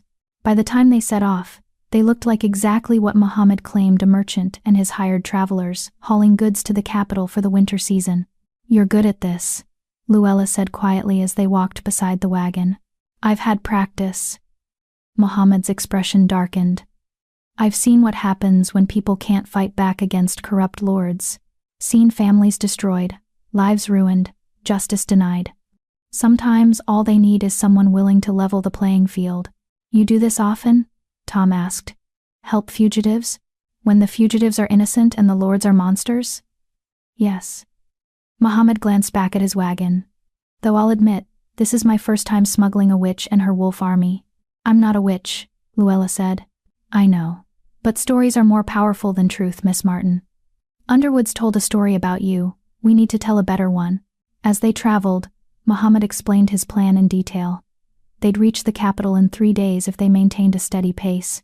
Once there, he'd arrange for them to stay in a warehouse he owned in the merchant district, safe, secure, away from Underwood's spies. And then? Luella asked. Then we get you in front of Prince Morgan. I'll arrange a private delivery to his menagerie. You'll be carrying silk, but you'll also be carrying your story. The prince is eccentric. He values animals over most people. If you can demonstrate your bond with the wolves, if you can prove they chose to follow you rather than being enslaved, he'll listen. Sheila finished. Exactly, Mohammed nodded. It's not a guarantee, but it's better than anything you had before. That night, they made camp in a clearing well off the main road. The wolves returned at dusk, materializing from the forest like shadows given form. The Alphaking went directly to Luella, pressing its head against her chest in what she'd come to recognize as greeting. I missed you too, she murmured, running her fingers through its fur. Mohammed watched the interaction with fascination. Remarkable. I've seen trained dogs show less affection. They're not trained, Luella said. They're partners. Even more remarkable. Mohammed pulled out a notebook and began sketching. Do you mind if I document this? For the prince. Visual evidence of your bond could be compelling. Document away, Luella said, too tired to care. As Mohammed drew, Sheila sat beside Luella. Do you trust him? I don't know, Luella admitted. But the Alphaking does. And that's enough for now. The Alphaking, Sheila repeated. You really do talk about it like it's royalty. Luella looked at the great black wolf, at its intelligent amber eyes and regal bearing. Look at it. Tell me it's not. Sheila studied the wolf for a long moment. When this is over, when we've testified and Underwood is arrested, what happens to them? To the wolves? They go free, Luella said immediately. Back to the deep forest where they belong. And you? Luella hadn't thought that far ahead. Her entire focus had been on reaching the capital, on getting justice for Blackpine. What came after? I don't know, she said quietly. I don't have a home anymore. Don't have a place. You have us, Sheila said, gesturing to the refugees scattered around the camp. We're your place now. Your pack, I suppose. Luella smiled despite herself. A pack, I like that. The Alphaking made a sound that might have been agreement, and Luella laughed, the first real laugh she'd had in days. Maybe Mohammed was right. Maybe stories were more powerful than truth. And if that was the case, Luella would make sure her story, their story, was one worth telling. Chapter 6. The Enemy at the Gates. The capital city of Thornhaven rose from the plains like a crown of stone and glass. Its walls stretched high enough to block out the sun, and its towers pierced the clouds. Luella had never seen anything like it, not in her dreams, not in her father's stories, not anywhere. 50,000 people live here, Mohammed said, watching her reaction with amusement. Maybe more. The census can't keep up with the influx from the countryside. It's overwhelming, Luella admitted, staring at the massive gates where guards checked every wagon. Every traveler entering the city. That's the point, Mohammed replied. The capital is designed to make you feel small, insignificant. It reminds you that the crown is powerful, and you are not. They'd made good time over the past 3 days. Mohammed's credentials had gotten them through 2 checkpoints without incident, and his merchant's papers had deflected the few questions they'd received. To any casual observer, they were exactly what they claimed to be: a trader and his hired help, bringing winter goods to the capital's wealthy elite. The wolves had shadowed them the entire way, staying in the forests and fields that bordered the roads.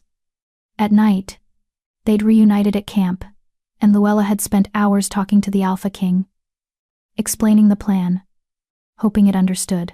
Now, approaching the capital's gates, she felt the full weight of what they were attempting. The wolves can't come in, Mohammed said quietly. The city guard shoots predators on sight, no exceptions. Luella had known this was coming, but it still felt like losing a limb. Where will they go? There's an old estate on the eastern edge of the city, Mohammed explained. Abandoned for years after its owner died without heirs. It has walls, a main house that's mostly intact, and enough land to keep 20 wolves hidden. I've used it before for sensitive storage. You've thought of everything, Tom said, impressed despite his earlier suspicions. I'm a merchant. Details are my business. Mohammed guided his wagon into the line of travelers waiting to enter the city. Miss Martin, you'll need to say goodbye now. Once we're through those gates, we can't risk contact with the wolves until we're ready for the prince. Luella's throat tightened. She dismounted from the wagon and walked back to where the pack waited in a grove of trees, just out of sight from the road. The Alphaking emerged immediately, its amber eyes finding hers across the distance. "I have to go into the city," Luella said, kneeling so she was eye level with the great wolf. "Without you, for a few days." The Alphaking's ears flattened. A low whine escaped its throat. "I know, I don't like it either." Luella pressed her forehead against the wolf's, breathing in its wild scent. "But Muhammad has a place for you. Safe, hidden. You'll have food and shelter while I get us in front of the prince." She pulled back, looking into those intelligent eyes. "I need you to trust me, the way I trusted you when you pulled me from the lake." For a long moment, the Alphaking studied her. Then it touched its nose to her palm, the same gesture it had made after she'd saved the last wolf. The gesture that meant, "I see you, I choose you." "Thank you," Luella whispered. Muhammad approached carefully, keeping his distance from the pack. "Miss Martin, we need to move. The guards are getting curious about the delay." Luella stood, her hand trailing through the Alphaking's fur one last time. "Muhammad will lead you to the estate. It's east of here, maybe an hour's run. Wait for me there. I'll come as soon as I can." The Alphaking huffed not agreement, but acknowledgement. It understood, even if it didn't like the plan. Muhammad produced a small leather bag from his coat. "Dried venison. Lead them with this if they're reluctant to follow." "They'll follow," Luella said, with more confidence than she felt. "They've trusted me this far." She climbed back onto the wagon, forcing herself not to look back as Muhammad urged the horses forward. But she felt the Alphaking's gaze on her back all the way to the gates, felt the invisible thread that connected them stretching thinner with each step. The gates themselves were a spectacle carved from black iron and decorated with the royal family's crest, a lion crowned with stars. Guards in polished armor flanked the entrance, checking papers and questioning travelers with professional boredom. "Papers," one demanded when their wagon reached the front of the line. Mohammed produced a leather folder thick with documents. "Mohammed Olson, licensed merchant. I have deliveries for House Cantrell, House Underwood." Luella's blood froze at the name, but Mohammed continued smoothly. "And a special order for Prince Morgan's menagerie. Silk bedding for his rescued falcon, I believe." The guard barely glanced at the papers. "House Underwood, you said? You heard what happened to their holdings in Blackpine?" "Terrible business," Mohammed said, shaking his head. "Raiders, I heard. Destroyed half the town." "Worse than that," the guard said, lowering his voice conspiratorially. "There's a witch involved. Killed dozens with dark magic. Lord Underwood himself is in the city now, meeting with the High Council about organizing a proper hunt." Luella's hands clenched in her lap. Underwood was here.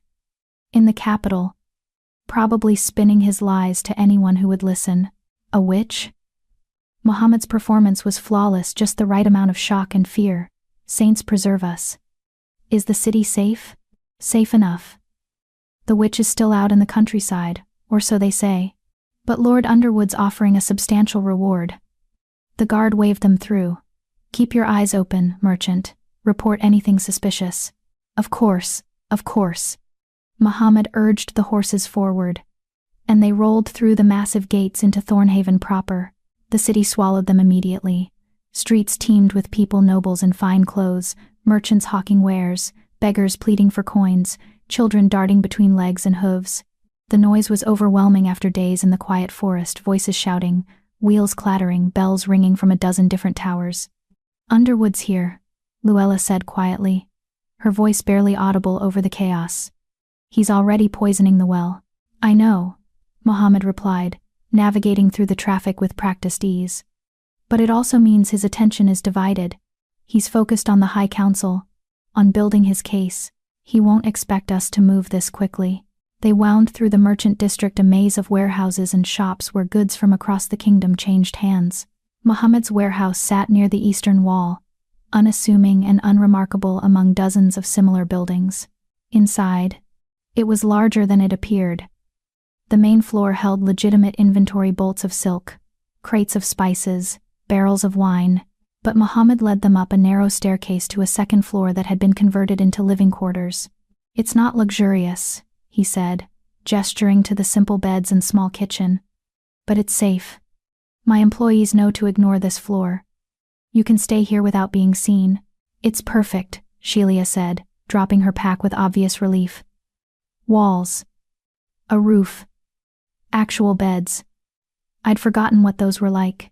The other refugees murmured agreement, exploring their temporary shelter with the wonder of people who'd been sleeping on frozen ground for days. Mohammed pulled Luella aside. I need to make my legitimate deliveries today. Maintain my cover. Tomorrow morning, I'll send word to Prince Morgan's assistant about the silk for his menagerie. With luck, we'll have an appointment by evening. And if we don't, Luella asked, then we get creative. Mohammed's smile was grim. But let's try the legitimate route first. The prince is eccentric, but he's not stupid.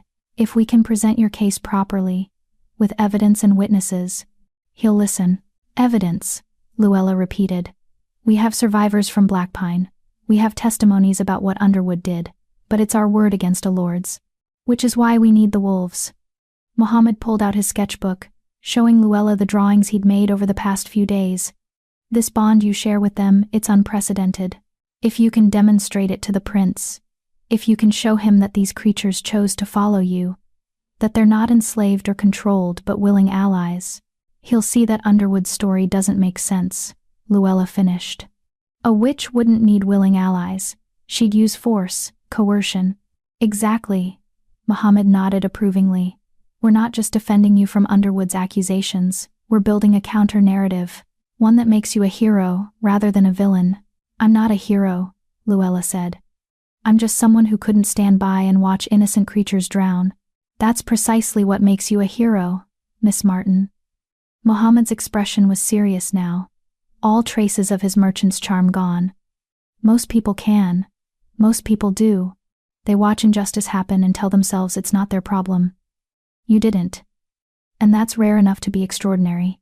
After Mohammed left to make his deliveries, Luella stood at the warehouse's single window, staring out at the capital's sprawling chaos. Somewhere in this city, Underwood was telling his lies. Somewhere, nobles were nodding and agreeing that she was dangerous, that she needed to be stopped. Thinking about the wolves? Shelia asked, coming to stand beside her. Thinking about everything, Luella admitted. A week ago, I was nobody. A poacher's daughter living in a shack at the edge of the world. Now I'm here, about to accuse one of the most powerful men in the kingdom of mass murder. Terrifying, isn't it? Shelia's voice was soft. But also, liberating? For the first time in my life, I'm doing something that matters.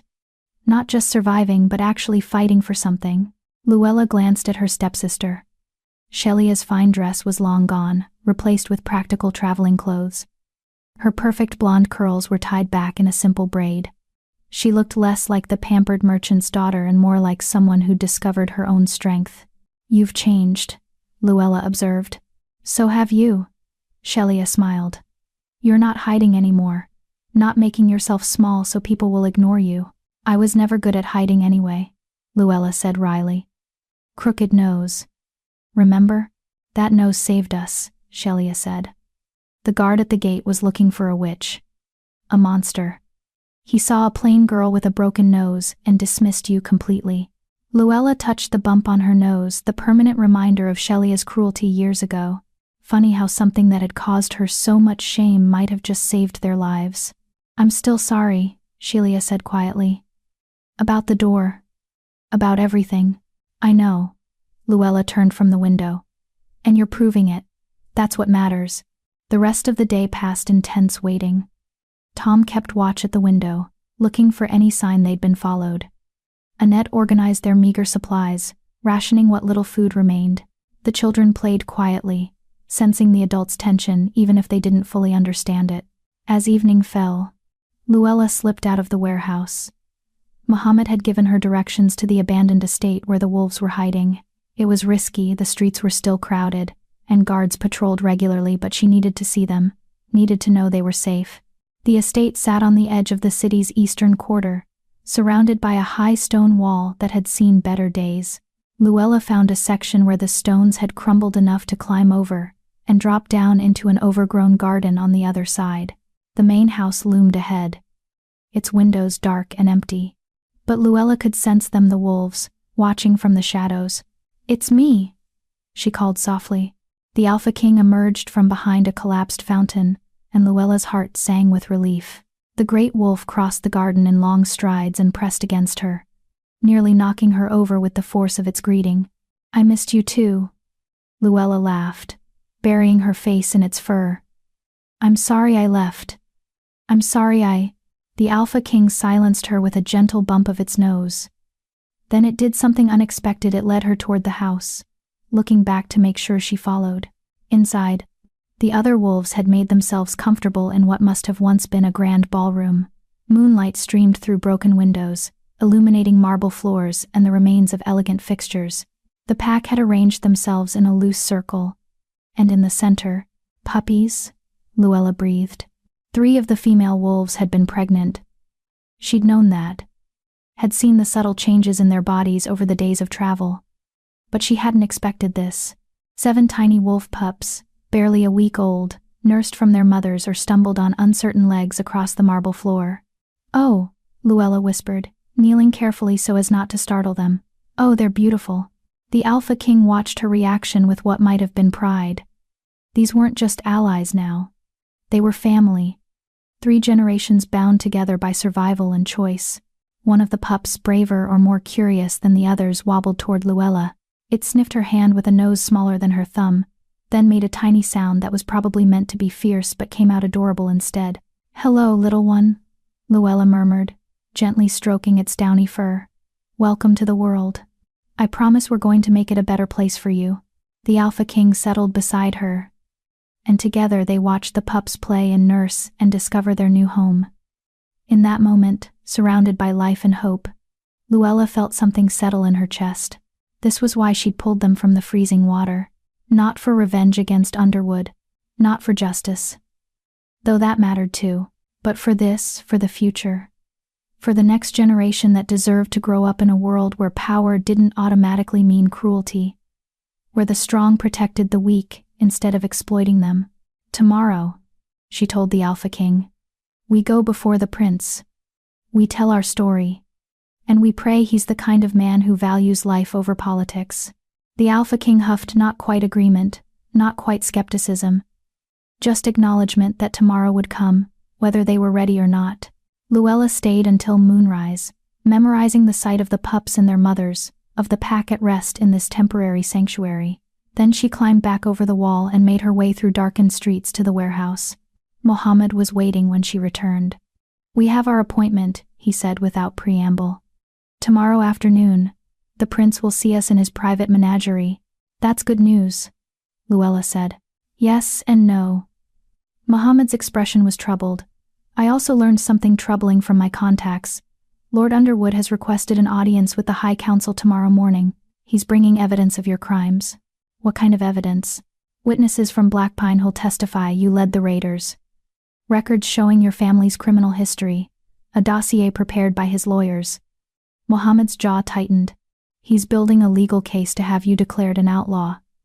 Once that happens, anyone can kill you without consequence." Luella's stomach dropped.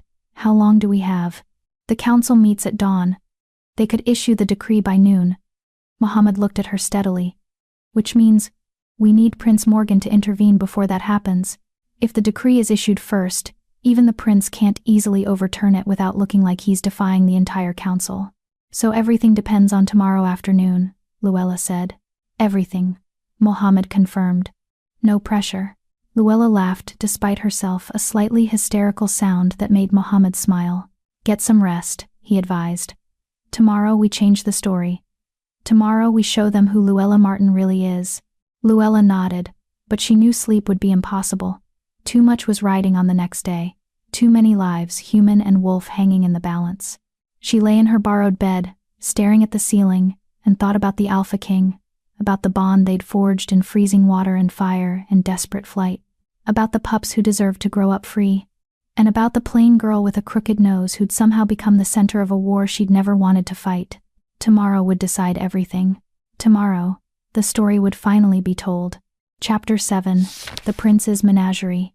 Dawn came too quickly and too slowly at the same time. Luella had managed perhaps 2 hours of fitful sleep, haunted by dreams of drowning wolves and burning villages.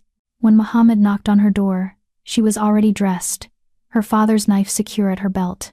"The council convenes in an hour," he said grimly. "Underwood will present his case. By midday, you could be declared an outlaw. Then we'd better make our case count." Luella's voice was steadier than she felt. "Is everything ready?" "As ready as it can be." Muhammad handed her a package wrapped in fine paper. "Your costume for today. We need you looking respectable, like someone who could stand before a prince." Inside was a dress.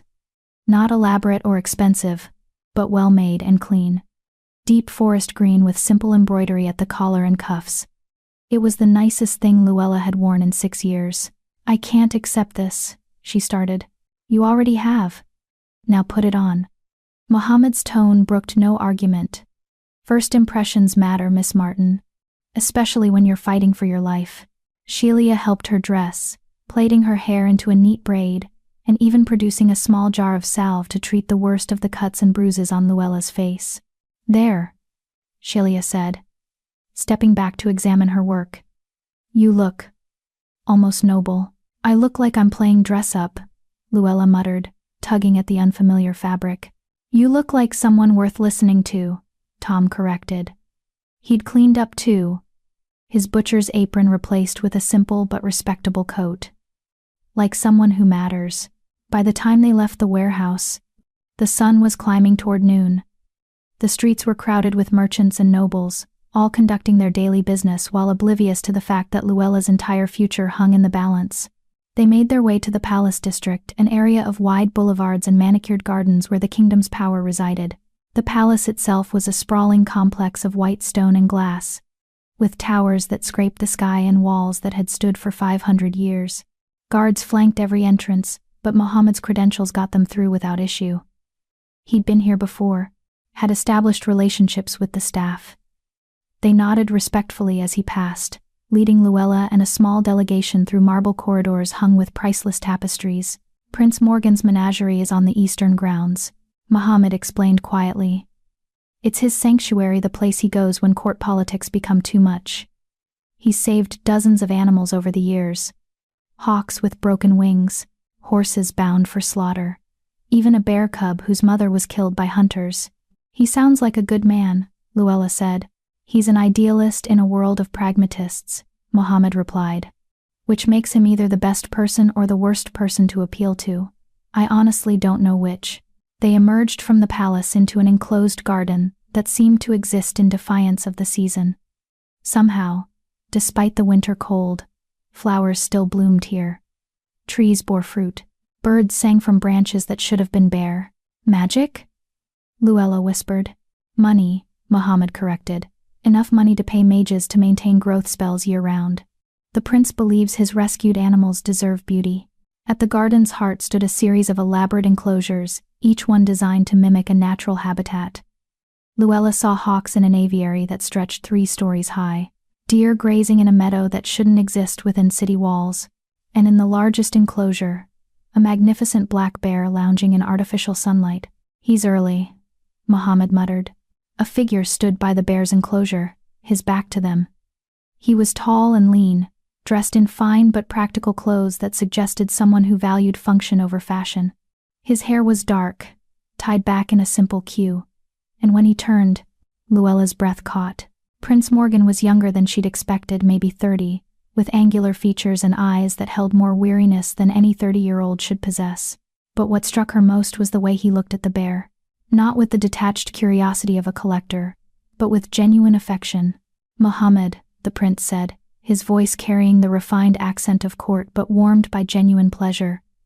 "You're punctual as always." "Your Highness." Muhammad bowed deeply. "I've brought the silk bedding you requested, along with a young woman who's been accused of burning down a village, consorting with demons, and practicing dark magic."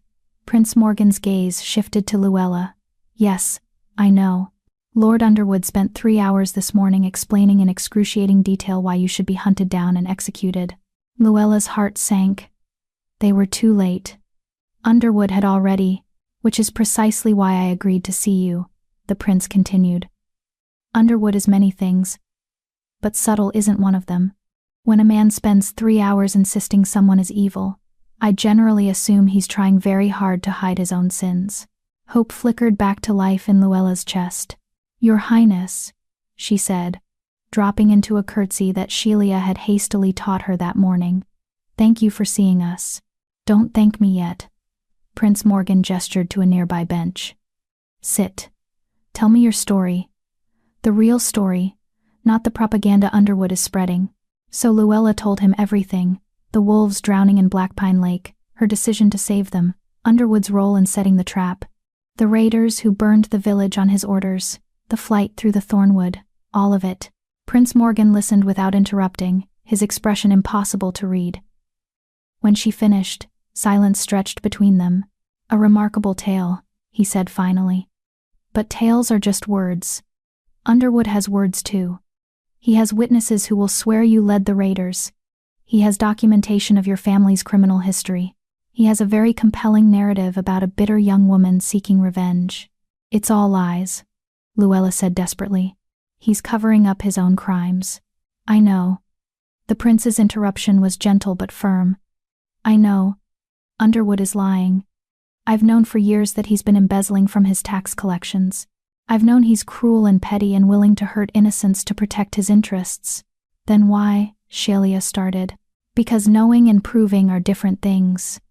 Prince Morgan's weariness was more apparent now. I'm the youngest prince. 4th in line for the throne.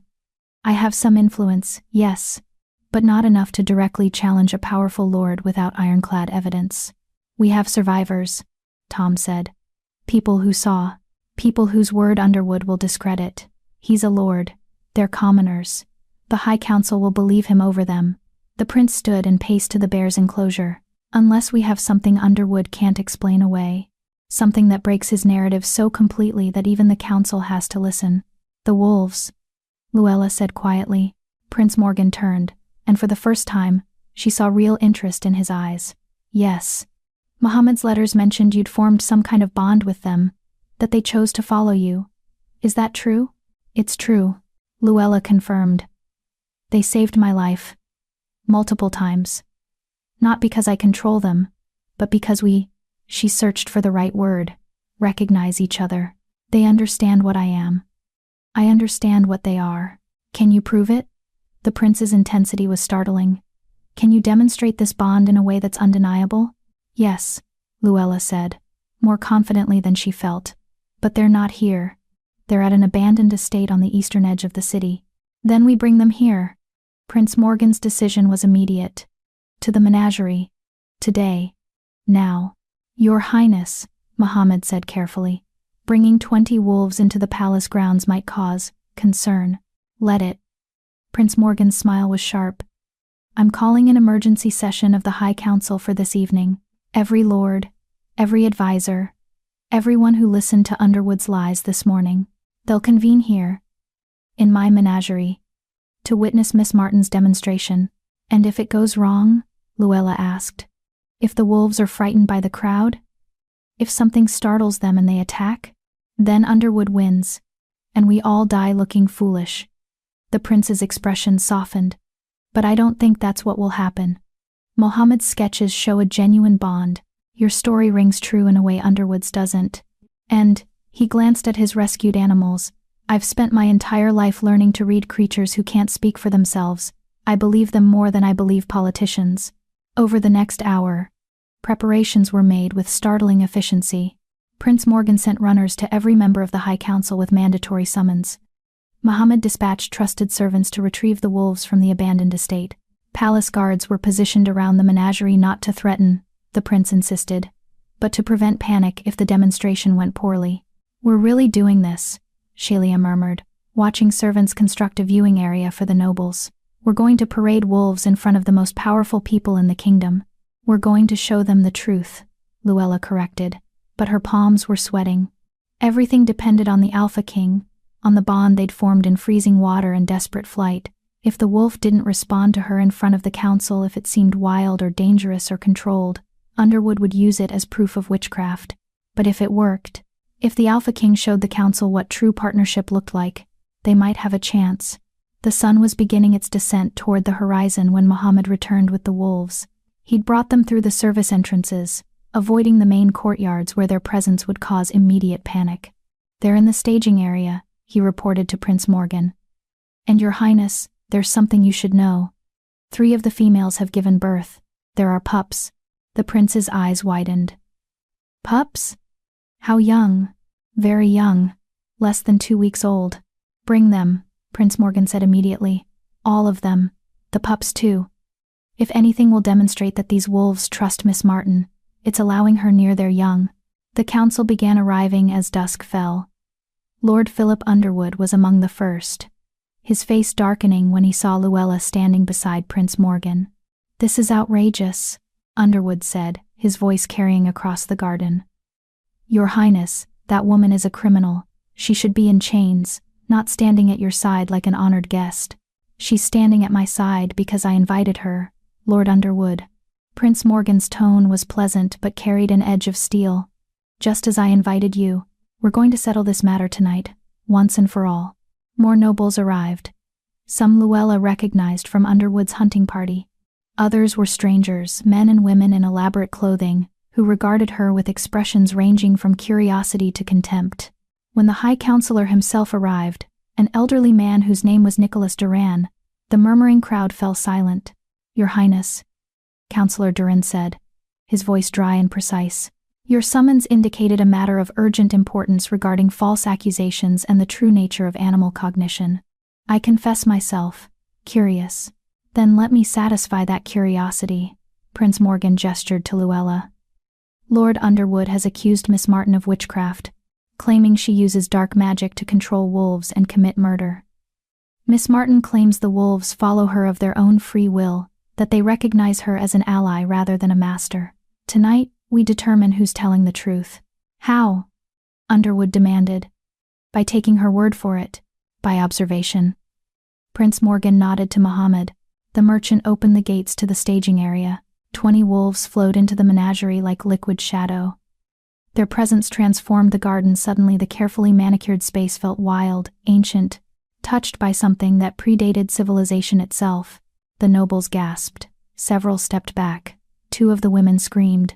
The Alpha King entered last, 3 of the females close behind carrying pups gently in their jaws. Every wolf's eyes found Luella immediately. "Miss Martin," Prince Morgan said quietly. "Show us."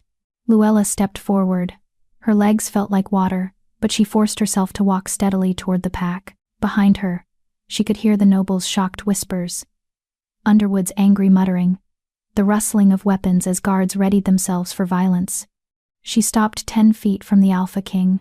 The great black wolf watched her with those impossible amber eyes. "Hello," Luella said softly. "I'm sorry I brought you here. Sorry I'm asking this of you. But I need them to understand what you are. What we are." The Alpha King tilted its head, considering. Then it walked forward, closing the distance between them, and pressed its forehead against hers. The gesture was so gentle, so deliberately tender, that several nobles gasped. That's impossible," someone whispered. "Wild wolves aren't wild," Luella said, loud enough for everyone to hear. She kept her eyes on the Alpha King, her hand resting on its neck. "They're free. There's a difference. Wild implies no choice, no thought, just instinct. These wolves choose. They think, they understand." She knelt, and the Alpha King knelt with her. "If I controlled them," Luella continued, "they'd have no will of their own. They'd be slaves. But look," the 3 females with pups approached. One placed her pup directly at Luella's feet, an act of trust so profound that Prince Morgan inhaled sharply. "Wolves don't let strangers near their young," the prince said. Not unless they trust completely," Luella finished. She picked up the pup with infinite care. It squirmed in her hands, making tiny sounds, utterly unafraid. "This isn't control. This is family." The nobles were silent now, watching with expressions that ranged from wonder to disbelief. Lord Underwood's face was purple with rage. "This proves nothing. She's bewitched them. Used some kind of—" "Lord Underwood." Counselor Duran's voice cut through the shouting. I would like to try something. Miss Martin, would you permit it? Luella nodded, not trusting her voice. The elderly counselor approached slowly, his movements careful. The Alphaking's hackles rose slightly, but Luella placed a calming hand on its head. I mean no harm, Counselor Duran said to the wolf. I simply wish to understand. He extended his hand, palm up, the way Luella had once extended hers over freezing water. The Alphaking sniffed his hand, studied the old man with those intelligent eyes. Then, deliberately, it touched its nose to the counselor's palm. Extraordinary, Duran breathed. Your Highness, in 40 years of governance, I have never. He looked at Luella. How? I saved their lives, Luella said simply. And they saved mine. Everything else followed from that. A convenient story, Underwood snarled. But it doesn't change the facts. She led raiders to Blackpine. She helped them burn. The raiders you hired. Shelia spoke up, stepping forward. The raiders who admitted you'd ordered the attack to destroy tax records proving your embezzlement. Underwood's face went from purple to white. That's you have no proof. We have 17 survivors who will testify, Tom added. We have the raiders' own words. And we have the fact that your estate was the only building left untouched in the attack. Circumstantial. All of it. Underwood looked desperately at the council. She's lying. They're all lying to protect themselves. Perhaps, Counselor Duran said thoughtfully. But Miss Martin's wolves are not lying. They cannot lie. And their behavior tells a story that contradicts yours, Lord Underwood. He turned to address the assembled nobles. A witch who controls animals would create slaves, creatures with dead eyes and mechanical movements. These wolves are neither dead-eyed nor mechanical. They are alert, intelligent, and acting of their own free will.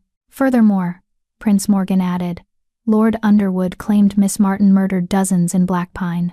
Yet here she stands, having traveled for days with refugees and wolves, and not a single additional death has occurred. If she were truly the murderous witch Underwood describes, wouldn't there be bodies? The tide was turning. Luella could see it in the nobles' faces, in the way they looked at Underwood with new suspicion. I move, Counselor Duran said formally, that all charges against Luella Martin be dismissed, pending a full investigation into Lord Underwood's role in the Blackpine incident. Seconded, another counselor said immediately. All in favor? A forest of hands rose. Opposed? Only Underwood's hand went up. The motion carries. Counselor Duran turned to Underwood. Lord Underwood, you are hereby ordered to surrender all financial records pertaining to Blackpine for immediate audit. You will remain in the capital pending the results of said audit. Any attempt to flee will be considered an admission of guilt. Underwood's mouth opened and closed. For a moment, he looked like a fish drowning in air. Then his hand dropped to his sword. If you won't listen to reason, he said, his voice shaking with rage, then I'll settle this the old way. Trial by combat. I challenge Miss Martin to. The Alphaking snarled. It wasn't a warning snarl, it was a promise.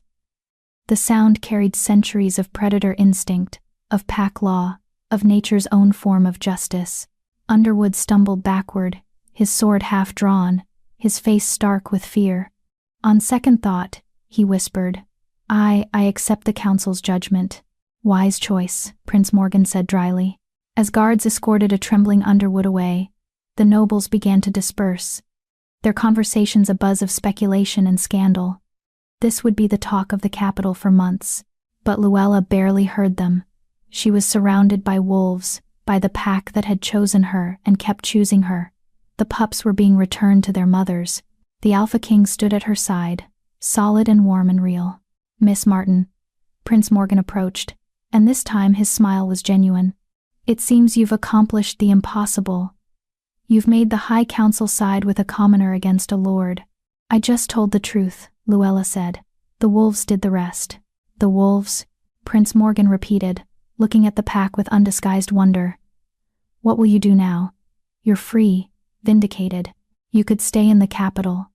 Accept a position in my menagerie. Help me understand these incredible creatures. No, Luella said gently. Thank you, Your Highness. But that's not what they need. What we need. She looked at the Alphaking. We're going back to the forest. Back to where we belong. far from lords and politics and people who see animals as tools instead of partners. I understand, the prince said quietly. And perhaps that's best. The world has much to learn before it's ready for what you've proven tonight. Mohammed approached with Shelia and the other refugees. What about them? He asked. What about the people who followed you here? Luella looked at her unlikely family, the stepsister who'd become a friend, the butcher who'd thrown a cleaver to buy her time, the mothers who'd trusted her with their children, the people who'd believed in her when no one else would. That's up to them, she said. Anyone who wants to come with us is welcome. Anyone who wants to stay and rebuild Blackpine. I'm sure Prince Morgan can arrange assistance. I've already made arrangements, the prince confirmed. Funds for reconstruction. Proper oversight to prevent future underwoods. Blackpine will rise again, but it won't be the same, Annette said quietly. Too much has been lost. Then we build something new, Tom said. Something better. Shelia stepped forward. I want to come with you. Into the forest. With the wolves. Luella blinked. Shelia, I'm not a forest person, Shelia finished.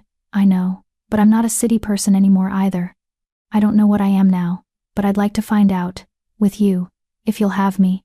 Luella looked at her stepsister, really looked at her, and saw not the cruel girl who'd broken her nose, but the woman who'd followed her through fire and frozen forests, who'd changed, who'd grown.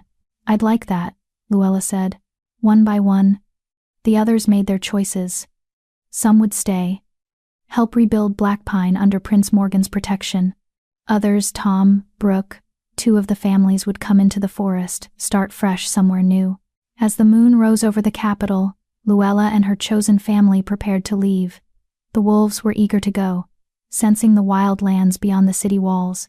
One last thing, Prince Morgan said, pressing a leather pouch into Luella's hands. Supplies, money, consider it a royal gift. We can't accept. You saved 20 wolves from drowning, the prince said. You exposed corruption. You gave the High Council no choice but to do the right thing. I'd say you've earned it. Luella opened the pouch and found enough gold to feed them for a year. Thank you, Your Highness. Thank you, Miss Martin. You've reminded me why I started rescuing animals in the first place. Sometimes the only way to survive a cruel world is to be kind anyway. They left Thornhaven as silently as they'd entered, slipping through the eastern gates just before midnight. The wolves ranged around them, the Alphaking at Luella's side as always.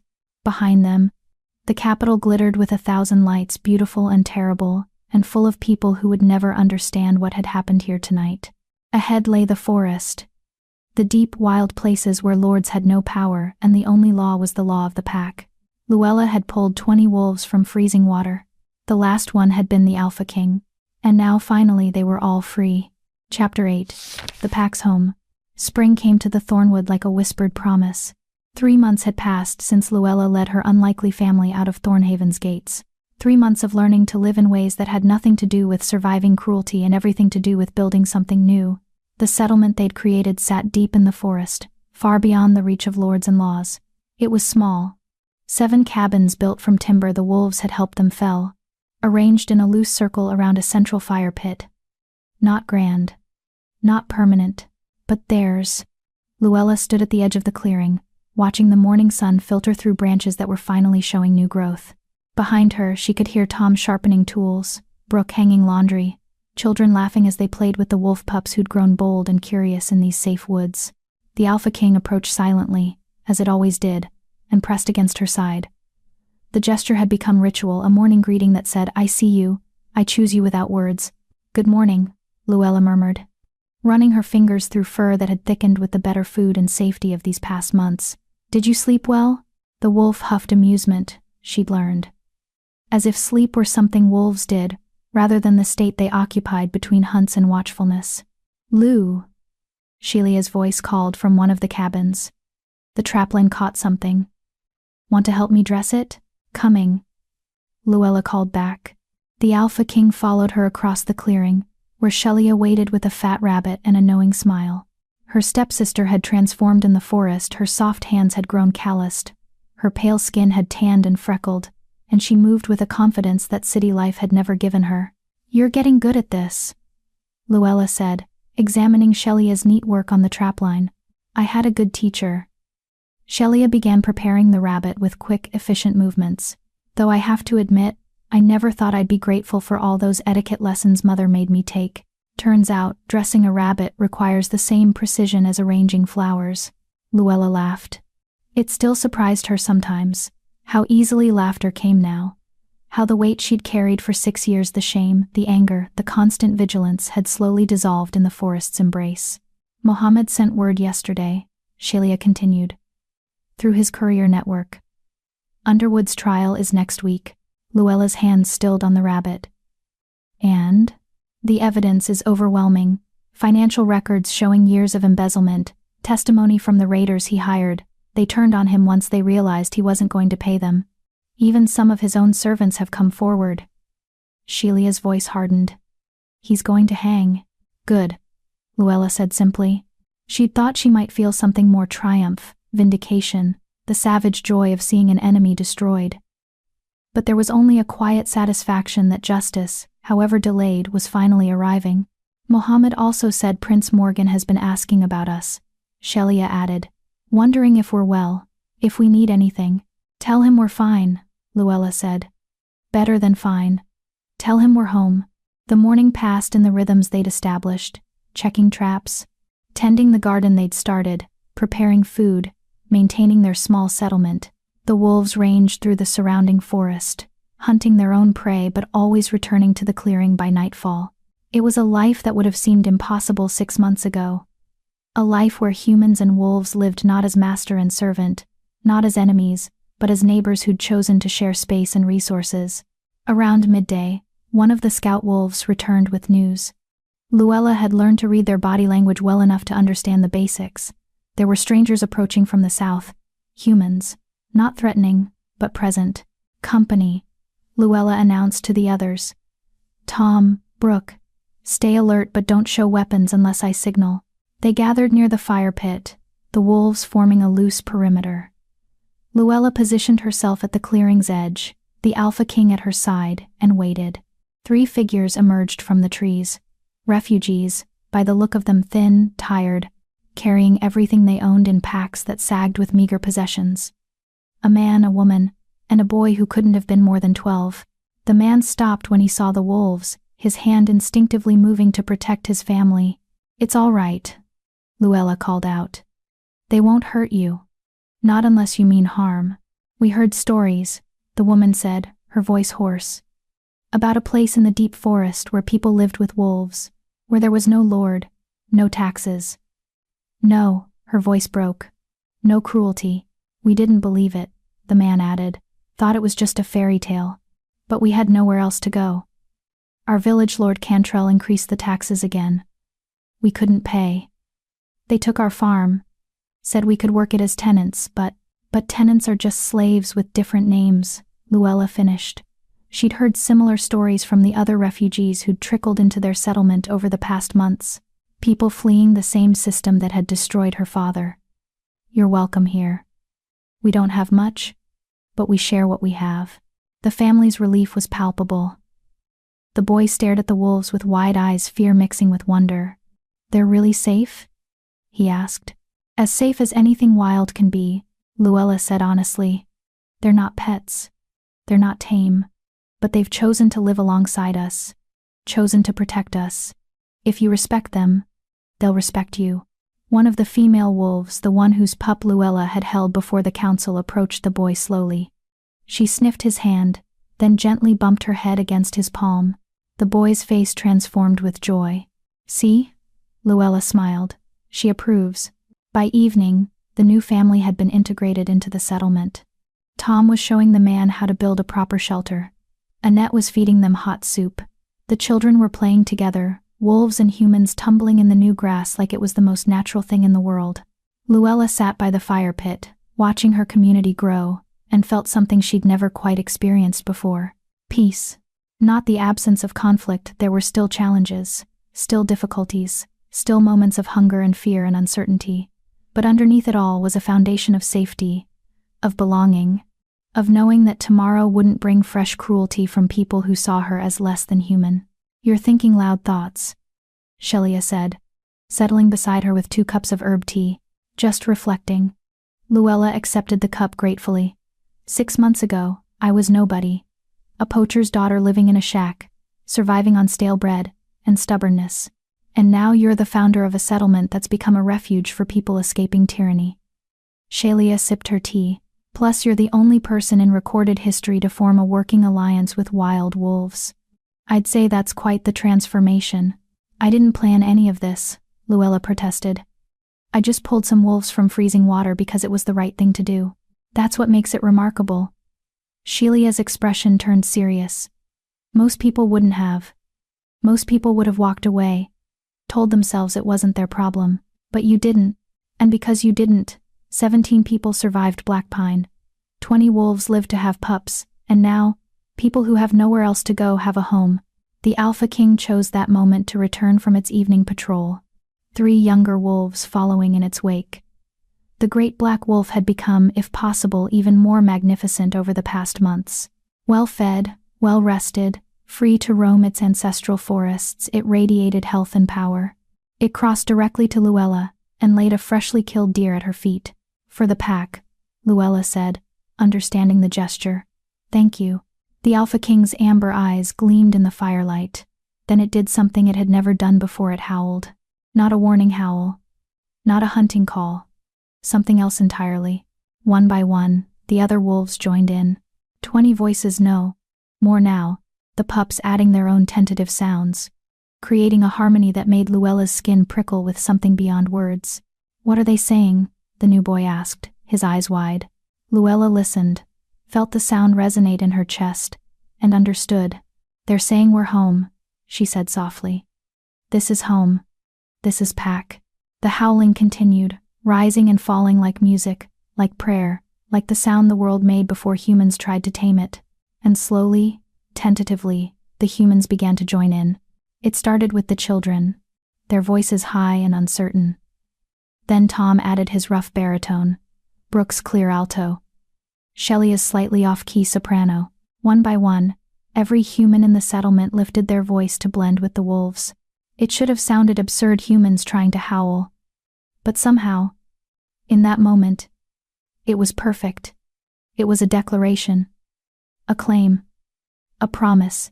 We are pack. We are family. We choose this. We choose each other. When the howling finally faded, leaving only echoes in the crackle of the fire, Luella found she was crying, not from sadness. From something too big to name: gratitude, maybe, or relief, or the simple, overwhelming fact of surviving everything that had tried to break her. Your father would be proud, Shelia said quietly. I think he would, Luella agreed. He always said the forest provided everything you needed. I just didn't understand he meant more than food and shelter. He meant community, purpose, freedom. The Alphaking pressed against her side, and Luella buried her face in its fur. Thank you, she whispered. For trusting me. For teaching me what it means to be part of something larger than myself. The wolf's response was a gentle huff that might have meant you're welcome, or might have meant foolish human, you taught us the same thing. Probably both. The weeks that followed brought more changes. More refugees arrived. Word of the forest settlement was spreading through the underground networks of people fleeing oppression. Each family was evaluated carefully. Those who came seeking only to escape work were turned away. Those who came seeking a chance to build something better were welcomed. The settlement grew to 20 cabins. Then 30.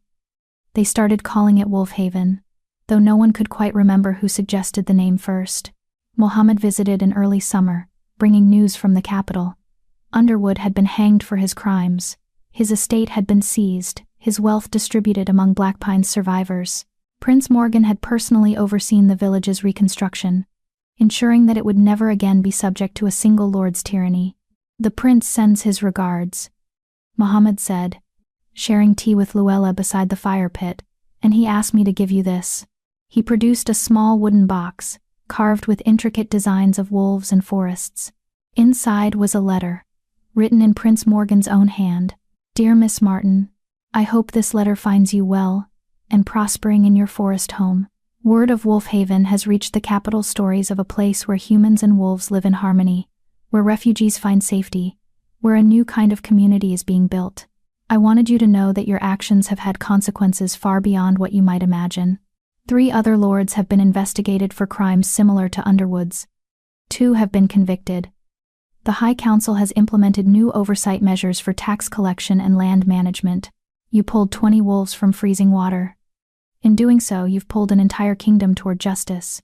Should you ever need anything, resources, protection, or simply someone who understands what you've accomplished, know that you have a friend in the palace. With deep respect and admiration, Prince Morgan. Luella read the letter twice, then carefully folded it and placed it back in the box. He's a good man, she said. He is, Mohammed agreed, which is rare among the nobility. Perhaps your example will inspire more to follow his lead. Perhaps. Luella watched the wolf pups playing in the clearing. They were nearly full-grown now, beautiful and wild and free. Or perhaps some things will never change. But at least here, in this small corner of the forest, we've proven it's possible to live differently. Mohammed stayed for 3 days, trading goods and news. When he left, he took letters from the settlement's residents to loved ones in other parts of the kingdom. Carefully worded messages that wouldn't reveal Wolfhaven's location but would let families know their missing members were safe. Summer deepened into golden warmth. The garden flourished. The hunts were successful. Children grew taller and stronger. The wolves' pups learned to hunt alongside their parents. And Luella, the plain girl with the crooked nose who'd once survived on stale bread and stubbornness, found herself leading a community that had chosen her not because she was beautiful or powerful or noble, but because she'd done one simple thing. She'd seen creatures drowning and refused to walk away. On the first anniversary of pulling the wolves from Black Pine Lake, Luella stood at the edge of the frozen water where it had all begun. The lake looked different in summer, peaceful, its surface reflecting clouds and trees instead of broken ice and desperate struggle. The Alphaking stood beside her, as it always did. A year of partnership had only deepened their bond. They moved together now with the ease of long practice, understanding each other's moods and needs without words. "Do you remember?" Luella asked softly. How cold it was, how impossible it seemed. The Alphaking's answer was to press its forehead against hers, that gesture of recognition and choice that had become their private language. "I was nobody," Luella continued. "And you were just another wolf. But we saw each other. Really saw each other. And everything changed. Behind them, the sounds of Wolfhaven drifted through the trees, laughter, conversation, the everyday music of people building lives they'd chosen rather than lives forced upon them. "Beauty doesn't matter," Luella said, remembering her father's words. "It's what's inside that counts." The Alphaking huffed agreement, amusement, understanding. Maybe all 3. He was right, Luella said. Just not in the way anyone expected. She looked at her reflection in the lake, the crooked nose, the plain features, the weathered skin of someone who lived by the forest's rules. And she saw something she'd never seen before. Not beauty. Something better. Strength. Kindness. The face of someone who'd changed the world by refusing to be changed by it. "Let's go home," she said to the Alphaking. Together, woman and wolf turned away from the lake and walked back into the forest. Back to the settlement where 2 species had learned to live as one. Back to the family they'd built from freezing water and desperate choices and the simple, radical act of refusing to look away from suffering. The sun filtered through the trees in golden shafts. The forest sang with life. And Luella Martin, once nobody, now the heart of something unprecedented and beautiful, walked forward into whatever came next. With her pack at her side, always with her pack. Dear viewers, as we close this story, I'm curious about something. Luella became an outcast. The moment her father was labeled a criminal, his shame became her identity for 6 years. But the wolves? They didn't care about her past, her crooked nose, or what the village called her family. They only cared about her heart. So tell me, have you ever been judged for something that had nothing to do with who you truly are? How did you break free from that label? Share below. Your story might help someone else. And if you'd like to see more stories like this, a like goes a long way.